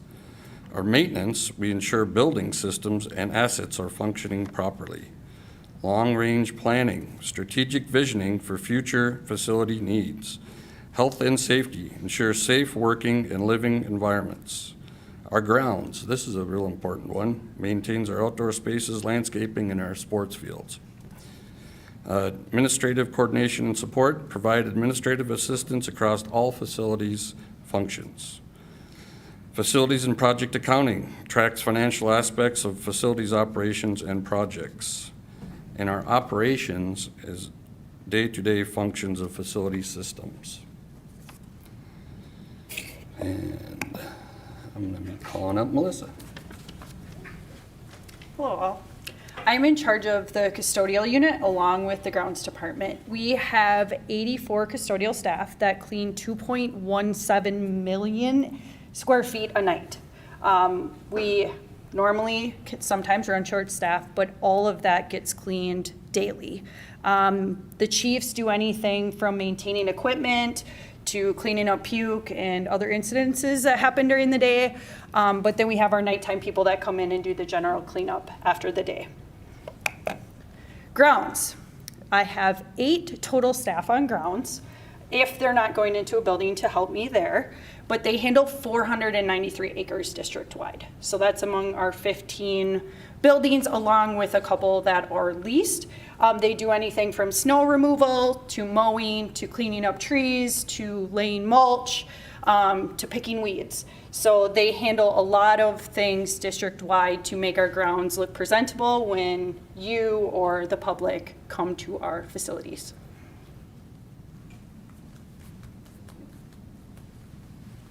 We also have our maintenance crew. So this one is very important, right? We got to keep everything going. We got 8 full-time members that do this. We conduct our routine emergency deferred maintenance and all the buildings in the district. This is another important one, the IQ ticketing system for tracking our work orders and reporting progress. So through the district, people, all the teachers, everybody can put in the work ticket. Then we can track it, we can get the right people on the job, and then everybody can see when it's finished. And also we do a lot of preventative maintenance on our STEM and our HVAC and kitchen equipment. This is very important, to keep the kids going in the STEM program, because that's a very, being a maintenance guy, having the STEM program active, that's really great. Keeping the pools going, all the doors and locks, all that. Then the next one with on-call rotation. This again is our program is we have a 24, 365, 7 days a week. We're always, on call, so we're always keeping all the facilities going. And then after hours is really a lot busier than even the school day, you know, because we have all the community ed programs and sporting events. So that's our maintenance staff. Hey, is your incident IQ the same as the support ticketing system that the tech team uses, so that Yep. as a staff, it's just one Correct. system? Perfect, thank And you. everybody's involved, and then we can see in all the departments. Great. Yep. Quick question for you. Yes. So kind of looking through like your normal work management process, you know, you identify work, either comes in through a ticket, whatnot. Do you ever go through planning process, scheduling process? How does that work for you guys? Like, Well, how does it? So when all the different people, you know, put in for it, right? So Yep. then we have a couple administrators that can see that and Okay. put the ticket to the right person. So Melissa and Heidi, they run that part. So they'll see it, and then they'll get it to the right department. So they route it to the department, then how about like parts, materials, things like that? Like, how does that get tied into the whole structure? Like, how As do you in- guys As in, to get the parts ordered to get it fixed, you mean? potentially, or do you have it in stock? Like, So once that goes through, and that person will get it, and then they'll look at the problem and see what it is, and then we'll get back through our PO system, and they'll send it either to me or to Melissa. okay. And then once you have it in stock, then you issue the ticket, or do you reissue the ticket? How does that work? Like, Yep, do you, and keep it up to date, right? We'll say Yeah. in progress or completed, or, you know, waiting on the, you know, parts or whatever like that. okay, Yeah. thanks. You're welcome.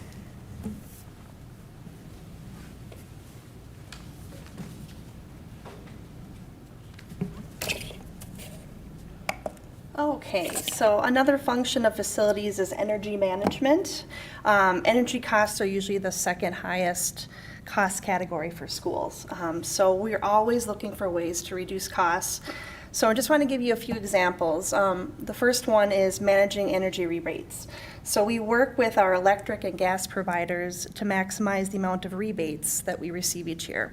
So for example, we might do a boiler tune-up. That would be an example of something we could rebate. Or maybe there's a new freezer or cooler for the kitchen.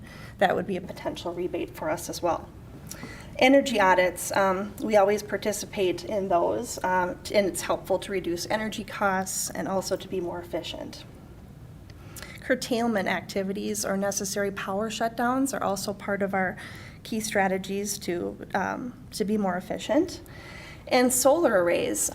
So I just wanted to give you a little background in case you didn't know. So back in 2017, a group of fifth graders at Lake Marion Elementary researched solar energy in their discovery class, and they had an idea to add solar panels to the school. They presented it to the board and the administration, and they approved it. So in 2021, Lakeville area schools launched our first solar project at Lake Marion Elementary. So pretty cool from an idea from students. So we did. Go ahead. I know that's been increasing in terms of number of schools, so just wondering what the plan is for that longer term. Yeah, so currently we've continued to add more solar arrays to a total of 11 schools so far. The newest schools we've added back in winter 2024. So those would be Eastview, Orchard Lake, Oak Hills, Cherry View, and Highview Elementary. So on that, we do have live solar monitoring on our website, so all public, anybody can go ahead and take a look. So I wanted to pull up today, which is a great sunny, beautiful day. So we have very good solar input here. So this is Lake Marion Elementary today, or excuse me, energy in the past 7 days. If you give it a minute, it'll show you energy for the past day. So it's kind of a cool way for students as well as anybody within the public to take a look and see at those solar arrays, what they're doing. So all the current arrays we have are on this live website.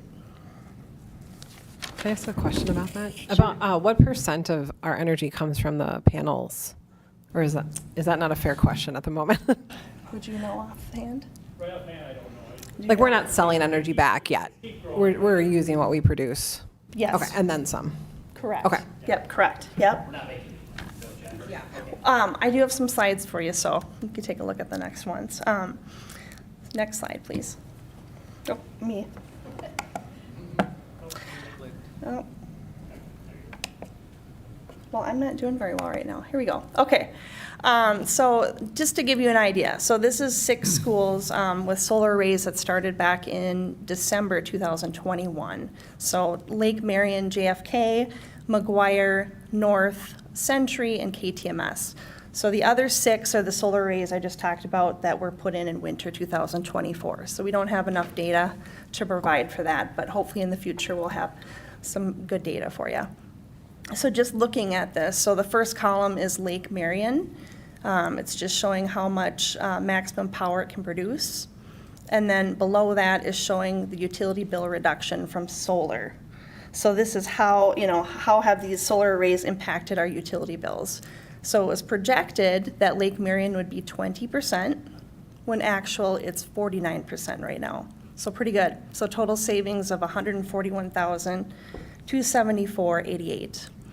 And then I just want to give you an idea, cumulative savings. So for all those different solar arrays, currently it's $418,269.17 for a cumulative savings.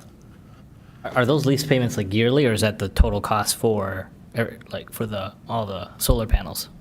Would that be from initial start? These are costs to date on these particular panels. We could get you some specific information on each one separate, but that's what we paid out so far. Got it. Because eventually the lease payments will end, right? And then Correct. we should be able to Right. retain Absolutely. full Correct. savings. And I think it's also important to note that the last 5 we put on, we actually got a grant from the Department of Commerce for each building of over $102,000 to help the original cost. So that was a really big boost for us last year. And so if I calculate the numbers, I mean, just if we're projected a 20% savings for like Marion, 186,000, if I just times that by 8, the cost to run that school is about $1 million roughly. Is that right? But remember the 5-year period In a 5, is 25 now. It started in 21. right. Yeah, it's cumulative. So got it. yeah, So- from when it started. So how much does it cost to then to fund a building? I mean, to the energy cost for one elementary ballpark? Do we know, or just I curious? think an elementary school for a year, in the end of a year's time, is around $50,000 for each of the elementaries. And of course, it goes up considerably for the bigger buildings. And usually we look at these solar arrays when we're switching out a roof or updating things. So for future schools, that's potentially what we would be looking at for future ones. So hopefully, next year at this time, we'll have all 11. So we'll kind of be able to see how all of them are working. Any other questions? Okay. Thank you. We should thank those 5th graders again, right? Yes. They get a bonus check, you know?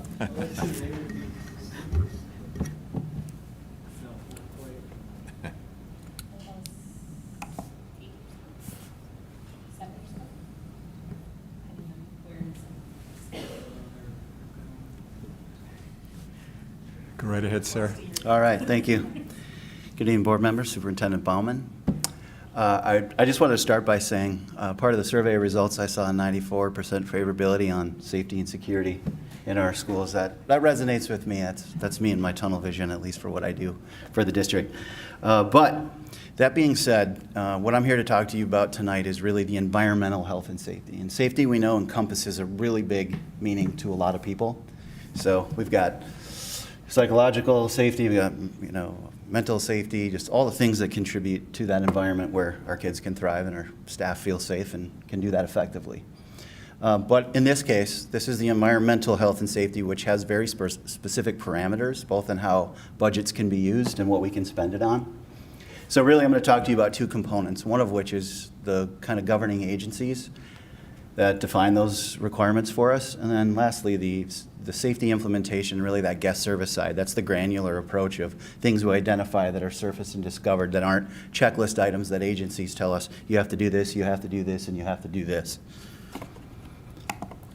So we'll jump in, and you've probably heard of most of these. I'm not going to go into great detail, but these are really the guiding agencies that give us that sort of roadmap of things we are expected to do, whether it's Minnesota state statute to federal agencies. First and foremost is OSHA. I'm sure everyone's at least familiar with the term, but the Occupational Safety and Health Administration is a federal agency, but also any state that elects to go above and beyond will run their own state-run OSHA with a baseline minimum of what the federal requirements are, which Minnesota does do. So that means we have some other requirements and regulations that we're expected to do based on Minnesota's rules. But occupational safety, a lot of people think OSHA, it's really the bigger force of everything, but ultimately, that's the workers' safety. OSHA does not regulate athletics, it doesn't regulate students, or any of those things within that capacity. It's based on our workers, the tasks they perform, and the potential risks that they're exposed to in the jobs that they do. Minnesota Department of Education, what's important to note about MDE is that without them, we wouldn't have really the definition of what our funding codes are and what we're capable of doing above and beyond what OSHA allows us to do. Because what we do know is these safety risks for accident and injury and those things go well beyond just our workers. We've got our students, we've got visitors and community that are in the buildings. And with MDE, we have those other parameters that we can now address funding for those other things we know exist. Probably one of the most notable things would be like playgrounds. Kids are on them all year. They're jumping off everything and doing what they do on playgrounds. And that's just one example of it. Department of Public Safety, Fire Division in particular. Now, when you think about that, obviously, we have fire systems in all of our buildings, but they make sure they're really focusing on occupancy. It's how we use the spaces, how many people can fit in the spaces, and then any associated risks that do present themselves related to fire and the availability and ease ability to get out of our spaces safely. Minnesota Department of Health, they regulate a lot of things within our nutrition department, but specifically where you'd see them show up are some of the things with health risks, like radon, asbestos, some of those other things, so they play a role with the EPA. But you would see their presence really, what we would have felt in most recent years was going through the pandemic. All the requirements we were changing on the fly and determining what needed to happen based off of the requirements that they were sending to schools of how to manage, monitor, and provide effective support systems and equipment.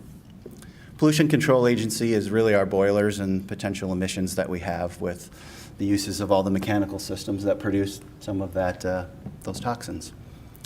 Dakota County Environmental Resources manages and governs our waste.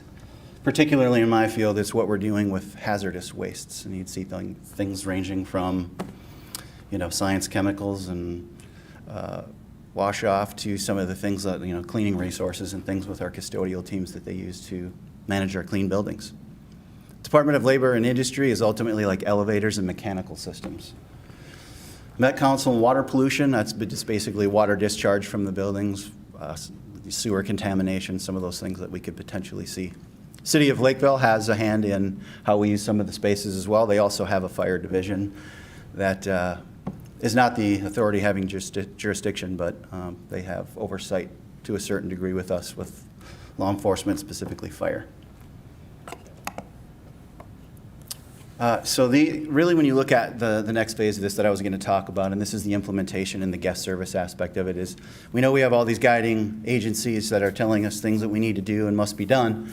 But the other part of it is we don't sit around and just wait within those parameters to see if anything bad is going to happen. So the proactive and responsive things are what we identify when we're out in the buildings. And when you look at all the things that further the ability for staff to have what they need and understand what they need to be doing, whether it is compliance and regulatory or just things of how they instruct and use equipment, is training. Obviously, that's a big one. One example would be those roles that are exposed to bloodborne pathogens. So how they manage that if it's a requirement for their job. Safety equipment, a good example is STEM. Inspection resolution. We get inspections from a lot of these guiding agencies based on deficiencies that they might see and making sure that we're compliant. And in doing that, we have to follow up and make sure that we're discovering that for all buildings. Collaborative partnership. I do see Carrie back over here. One example, we spent some time when her staff come to her and say, hey, we've got some questions on operating procedure or potential risks that they have. We've spent time together recently and looked at some of those risks and identified what support systems we need to do, what supplies they might need, or if it's actually a requirement. Systems and reports, incident IQ, obviously we've talked about that, and that's just the management and monitoring of the ability for people to get us information so we can explore and determine if there are other risks we don't know about or things that are experiencing. Site walks and observations, the facilities teams are in the schools every day, all day. So the idea that we're not looking for some of these things doesn't fall short on us, obviously. We're spending time in there, and when we're in there, we're tracking and monitoring the expectations that we have based on all these things. Equipment maintenance and monitoring, obviously we've got maintenance teams that also support whether it's mechanical systems and equipment that we have or it's the STEM equipment that creates some risk because of its use.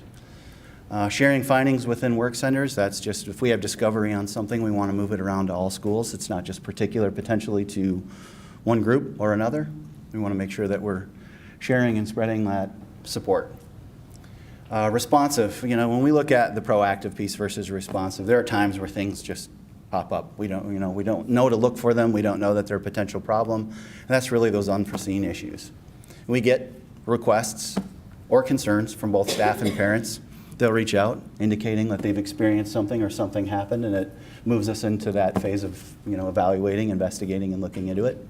I talked a little bit about incident IQ, and lastly, when we do have incidents throughout the school district, they are evaluated, investigated. We work with our insurance companies to make sure what that liability risk might be.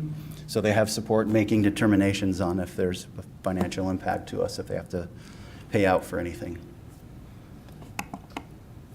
I'm not going to go through all of these, but these were just some components for you guys when you got the packets to look over and understand. When you look at the environmental health and safety, there's a lot that happens in the background that you may not see a lot about, but these were just some of the things to give you guys some perspective of what that focus looks like kind of at high level. And you'd see things in here that do resonate with people because they gain a lot of attention and have in the last few years.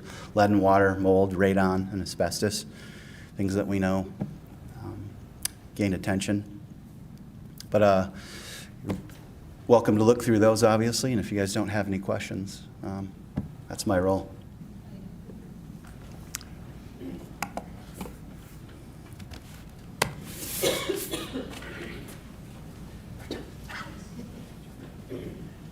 I just used some photos here to tell you guys a little bit about projects tonight. And this is our JFK building. Matter of fact, I'll start with Oak Hills. Over the last 3 years, we've done quite a bit of mechanical repairs, heating and air conditioning, and roofing to that building, and then moved on to JFK as well. Last year, we wrapped up most of the big projects at JFK, replacing all the ductwork inside. And on the left side, you can see the solar on the new addition, but you can see the old roof in this photo on the right-hand side. And matter of fact, well, let's see, which takes me to the next. Oh, here we go. Thank you. All right. So this is after we redid the roof. So you can see the new rubber on the. Keep going, Mike. You can see the new rubber on the roof, but also as part of that project, the siding on the penthouses ties in as well. So if you remember 2 years ago, this would have had a faded harvest yellow siding on it with a trim of like a faded McDonald's orange. So putting the new gray and silver siding on it to match the new addition looks fantastic. And then these silver pipes that you can see in the photos are what we use as part of the new cooling system at that building to pump cool air from a chiller that's outdoors through the penthouse buildings to help cool the building off. This one is at Kenwood Trail Middle School, and we've just really started last year on this project, which will turn out to be about a 3-year project. About half the air handlers will be replaced this summer, but a year ago we pulled out the fuel tank, which you can see on the back of this truck, and it was in a space, which would be in the next photo, sort of out where that generator is that's been there for years. The tank was buried in front of that. And this is all back behind the Kenwood Trail building, back by the loading dock. And then part of the chiller, the pipes that I showed you at JFK, this is what a chiller looks like on the right picture, right-hand side. That's a new chiller that we've placed there that then this summer will move toward replacing the air handlers so that we can install air conditioning. Matter of fact, in that cafeteria, or I mean that gym, will now have air conditioning and never has. At North High School, they installed these new railings at the stadium. And I know I saw some great emails to the safety department about families or older adults that are able to now use these railings to come to games. That wasn't an option previously. Also with this project on the backside of the stadium here, we cut out all the cracked and broken block, filled in all the holes. There were several holes made from different size banners being put up over the years, so those were all filled, and then designed a thing so that we can have the same size banners be reinstalled over the years into a wood foundation that's then fastened to the building, and then had that all repainted. There was a couple storage containers back there.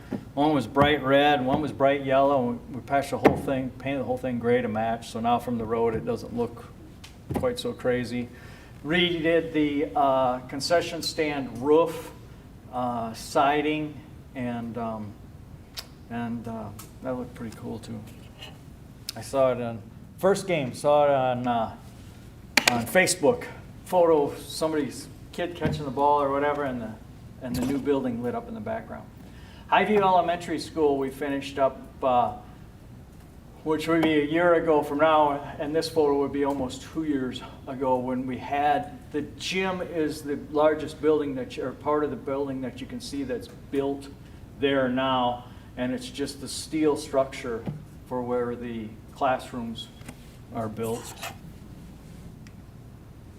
And there's the finished product of Highview, both the north and the south sides of that building, and it's beautiful. So then for 26 projects that we'll be taking on is Cherry View Elementary School. We'll have interior replacement of flooring, tile, and casework. At the Kenwood Trail building was kind of where I was talking about that chiller. This next year will be, or this summer and the following summer, we'll be replacing about half the air handlers each summer and tying in that new chiller system to cool the buildings, which is more efficient than the way they were previously cooled with an air conditioning system that was massive, but sort of the idea, the same one that would be on your house, but the size of a semi-trailer. This uses cool water or cold water instead of pushing forced air. At the North High School, we're working on interior surfaces. Half in the academic for about the last 3 years. We started on the basement and just kind of been working our way up with flooring and tile and bathroom fixtures and dividers or partitions in the bathrooms. Lakeview Elementary School this year and next year, this summer and next summer will be the first 2 summers in that 100 wing. And that again will be wall tiles, floor tile, ceiling tile. There is the casework. Most of the casework you can all see where it's duct taped down, and so that's going to be able to be replaced and not loose. When we go through and do those remodels and replacement of casework, I'm not sure that you really call it ADA compliant, but when you have the first grade or the kindergarten classrooms that have the short cabinets, when we redo those sinks in there, we build them so that a wheelchair of that age group can be rolled in there and use those facilities, so they're tucked in. And also then we bring in the bottle filler and instead of the old drinking fountain that are in those classrooms. And McGuire Middle School, we're replacing the heating and air conditioning system or dehumidification system for the pool this summer, as well as I guess about the last 3 summers we've been working on interior finishes there, but we'll be working in the both locker rooms, pool locker room and the regular locker room, redoing finishes, replacing lockers. The band and band and choir classrooms will get new carpeting this year.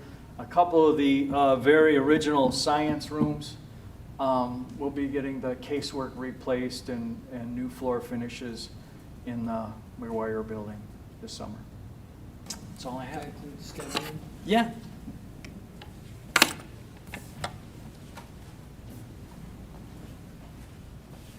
Kind of shift gears a little bit. We're going to talk about LTFM and what we can use it for. I'll be bringing you a 10-year plan that I'll need you to take action on here at the next meeting. So we'll talk about it tonight. You'll have time to any questions going forward. Long-term facilities. Number one, it has to be district-owned building. For an example, this building that we're in, it's a lease space. I cannot use any LTFM or capital in this building for that matter. It only can be buildings that we own. It also, when we look at LTFM and replacing pieces, it has to be attached to the building. So if you take a building, turn it upside down, anything that falls out, I can't use LTFM funds, but anything that stays in, I can. And really, LTFM is here to prevent further erosion of our facilities, to make sure that our maintenance doesn't get way so far behind that we have really big issues in the future.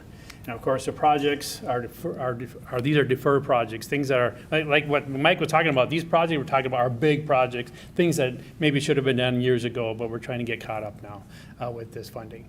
And of course, we can restore it like for like. If we change something, make a room bigger, I can't use LTFM funds for it. We have to use general fund funds for any time that we're going to add something new that we don't already have. Hey, Bill, so does the football stadium count as an attached to the building, or is that not? It actually does. We were able to use, when we replaced the turf at North here a couple years ago, we were able to use LTF fund to do that. Quick question, what's the backlog look like right now for, go back one slide there, the, looking at your deferred maintenance projects, like what is our backlog? Well, are we stacked right now? Is it bad? We worked with a company. We have a lot of shaking heads in the back. I was going to say, most of the stuff I fixed was broken when I came here 14 years ago and started working. Okay.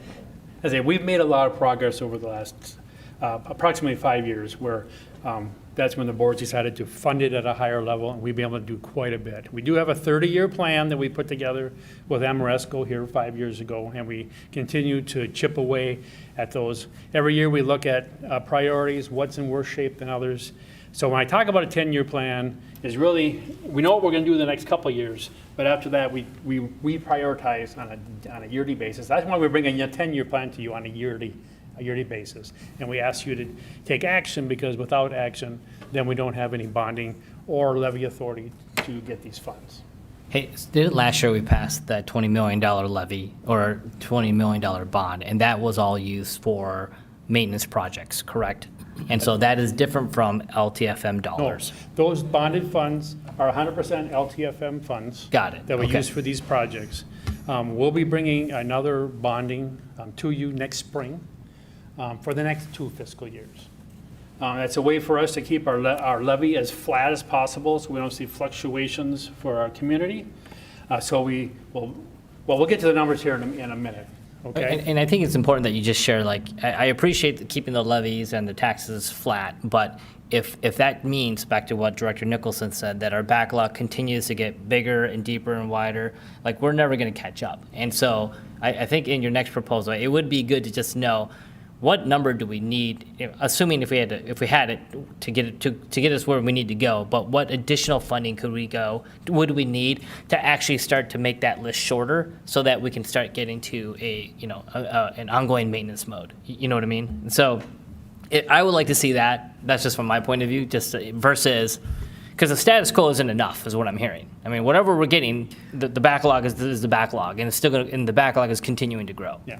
Well, like I said a few minutes ago, we have increased our funding 5 years ago, and I'd say the backlog is not increasing. It actually is decreasing. Yeah. We're making considerable progress on our maintenance items on our buildings, and they're starting to look really good. Okay. So what can we not use? Now, we get a lot of requests from our buildings. We want to fix this, we want that, and we want some furniture. Well, those are all things that I can't do. Like if it turned upside down, well, furniture falls out, right? So I can't use these funds to buy any furniture. Any general maintenance has to come out of our general fund. It's only deferred maintenance items that we can use for LTFM, along with our health and safety projects. Now, just to give you an idea, the size of some of these projects, Mike was talking about KTMS and mechanical systems that we're replacing over a couple of years there. So we're going to be spending $3.1 million here in '27 when we're kind of finishing up that project. Interior surfaces at LVE, you can see we'll be spending $1.2 million in '27, and that's a 2-year phase project. So overall, quite a few funds to really upgrade that building. So we're replacing all the cabinets, like I said before, the laminate's all peeling off, it's all taped down, so we get that all taken care of. CLEC, now that's a big number. We usually try to phase our buildings and do it over 2 or 3 years. But with CLEC, we have summer programming there every summer. It's absolutely packed all summer long. So we only want to bring that building down for 1 summer. So those programs will be moving to a different building, but we're going to try to do all of that work in 1 summer. We're going to be very busy. So replacing all the mechanical, all the cabinetry interior, replacing the front parking lot. We replaced the back one a couple years ago, but the front parking lot will be replaced along. There's also a fuel tank in that front that will be coming out too. So a lot of work going on there in the summer of, it says fiscal 26, but it's summer of 20. It says fiscal 27, but we'll be doing the summer of 26. So a year from now, CLEC will get an overhaul. We shift over to 28. We had a roof replacement over at Christina. Eastview is going to now get some interior surface work. OHE, we're going to get a new parking lot that year and so forth. So you just get an idea of some of the planning that we do and really looking at the worst areas and hitting them first. So right there, just those 4 are going to be about $6 million. Now, when we look forward, the year we're in, 25, we're just finishing up. You can see the health and safety cost there was $987,000. That's really sits in Damien's realm with all the different testing that we have to do and any projects that he has to take care of. It's about $1 million on a yearly basis in our health and safety. That's just part of LTFM. And then the levy portion that goes into the Fund 1, you can see there was about $7 million, whereas the building fund, the bond area, in 25 we spent there $8 million. And looking forward, you can see now in 26, look at that bond area. Remember, we borrowed a little over $20 million. They were spending there a little over $10 million in that particular year. Now, what we're seeing right now in construction inflation is about 5%. So going forward in the future years, that's what we figure in is about a 5% increase until we see something different there.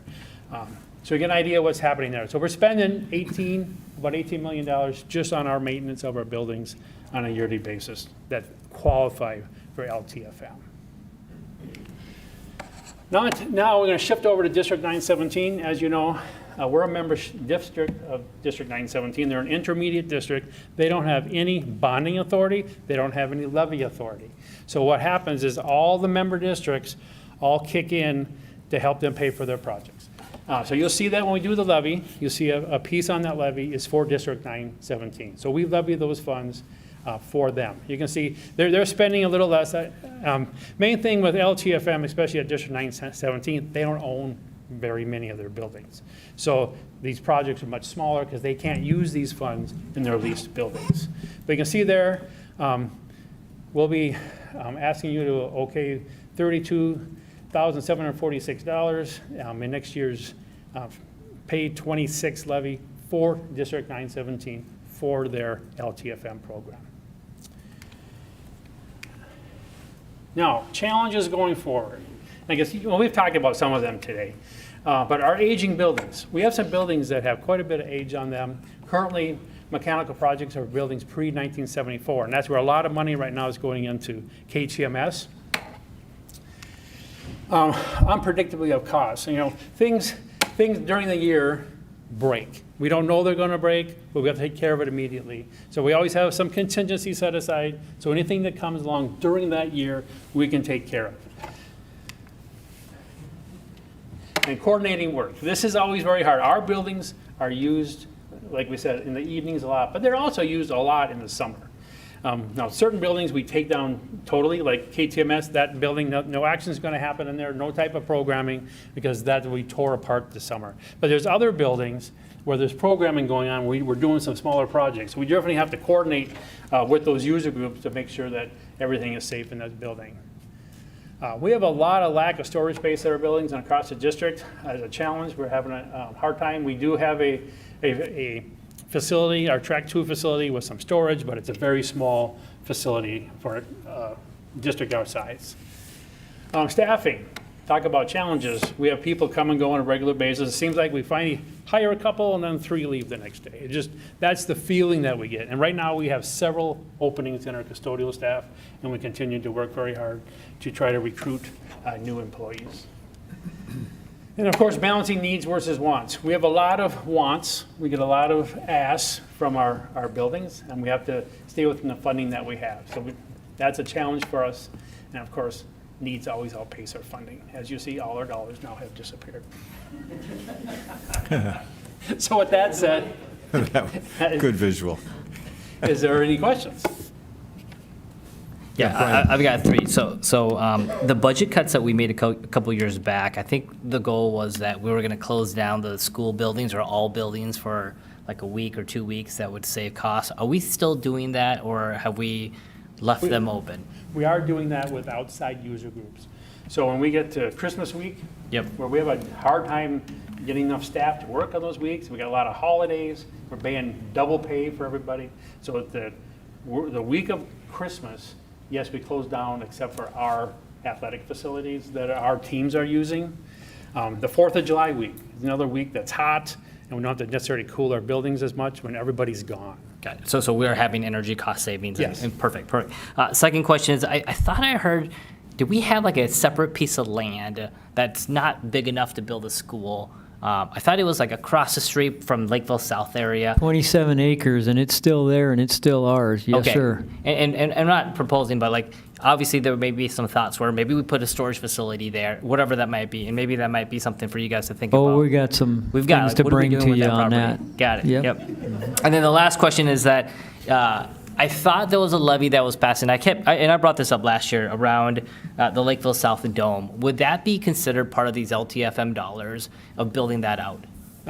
First of all, the domes, the school district built the fields. Okay, the actual dome that's at North is not ours at all. It's a third party that comes in, puts up the dome, and then we're able to use part of it for no cost, and they put it there for no cost to them. So it's kind of a trade-off.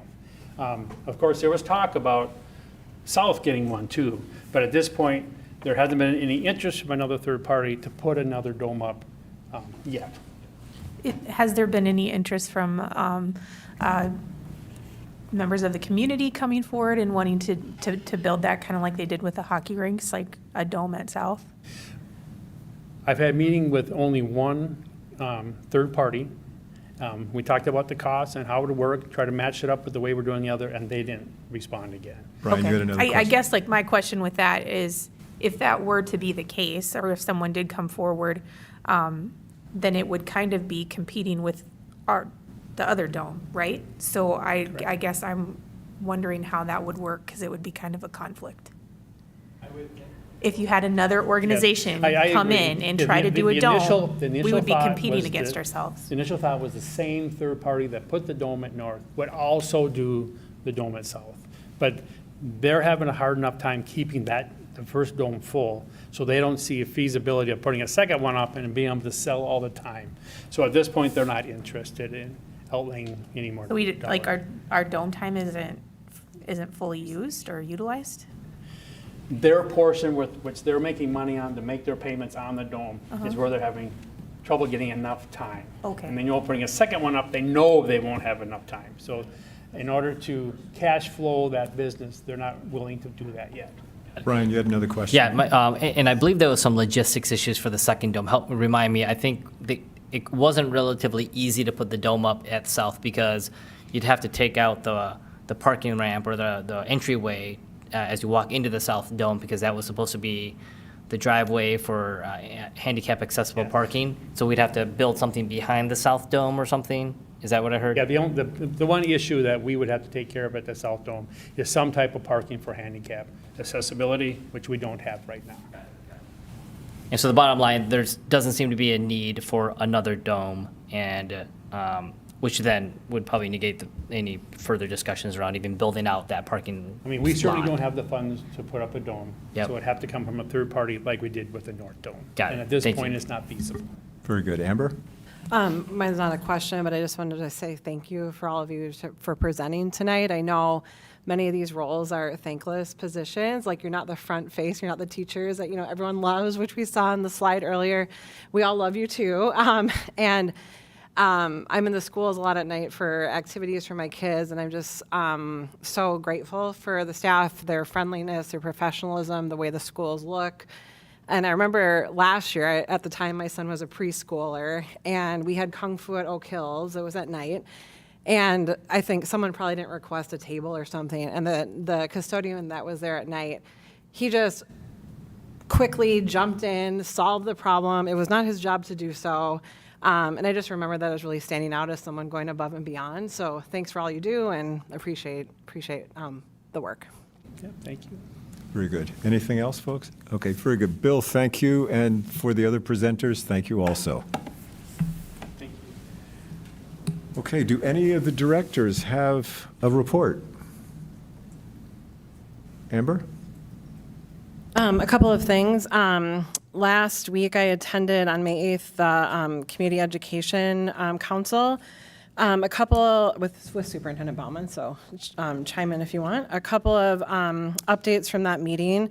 The budget was reviewed for the upcoming academic year, and Community Ed is projected to have a positive budget again, increasing the fund balance by about 0.5%. They continue to see strong demand for their programs, especially in cheerleading and the Small Wonders preschool. And they're also increasing summer offerings, including quite an expansion of summer adventures at 4 sites now this summer. So that was great news. And then also with Director Anderson, she and I attended the South of the River Powwow at Burnsville High School on May 3rd. This was a celebration for graduates from 9 different school districts across the area. And there were, I don't know, 300 or 400 people maybe in attendance at the school. And it was great to celebrate. We had a graduate from Lakeville North there, but got to celebrate all the graduates. So, yeah. Very good. Thank you, Amber. Any other directors? Kim? So we had our monthly meeting at 9:17 this past week. One of the things that I found very helpful was just meeting the apprentices that they have within their district, paraprofessionals that are working on their teaching license in special education through doing that practicum work within the district. So it was cool to talk to them and hear about their experiences. One of the things that they are working on as a district, their goal is to bring down the wait list for their programming, which we were able to reduce that quite a bit this year. Just alone, I want to say the winter, there were at least 25 kids that were moved off the waiting list. So that's something that the district is working on, and I know all the member districts are always eager to hear about that. Another thing they are considering, which I thought was really interesting too, they're talking about different options for calendars. One of them was like a 4-day week, and then another option was like a 15-day calendar. So for every 45 school days, and they get 15 off. So just some of the thoughts they've been doing to match up student programming and try to meet student needs in creative ways, and then also, meeting the needs of staff. So that was the meeting this last time. Very good. Thank you, Kim. Anyone else? Okay, very good. Superintendent report? Just a couple things. First of all, in appreciation to our teachers. Our core mission is teaching and learning, and that always has to be first. All the things that we do and a lot of things you heard tonight are about supporting our buildings and our setting conditions in our classrooms for our teachers to be all that they can be. And I just want to say to each and every one of them, thank you a million times over for the amazing things that you do in our school district and the amazing things you will do in our school district. So thank you in appreciation. Just a couple comments on facilities, because it's quite a history in this school system about where we are with facilities and plant planning. And again, a tip of the cap to all of you for the work that you do, because where we were, and I'll just share a little story. When I walked into this district in 2013, the way we did LTFM was literally on a paper towel from the restroom, where I was handed, this is what the project list is for the next school year. Not satisfactory then, but we're in a much better stance now, and there's a lot of hard work that's gone on, and I know almost everybody over there, and just want to say thank you for your work, and thank you for helping our teachers be all that they can be. That's my report, Mr. Chair. Very good. Thank you, Superintendent Bauman. Do I have a motion to adjourn? A second, please. Second. All in favor, say aye. Aye. All opposed? We are adjourned.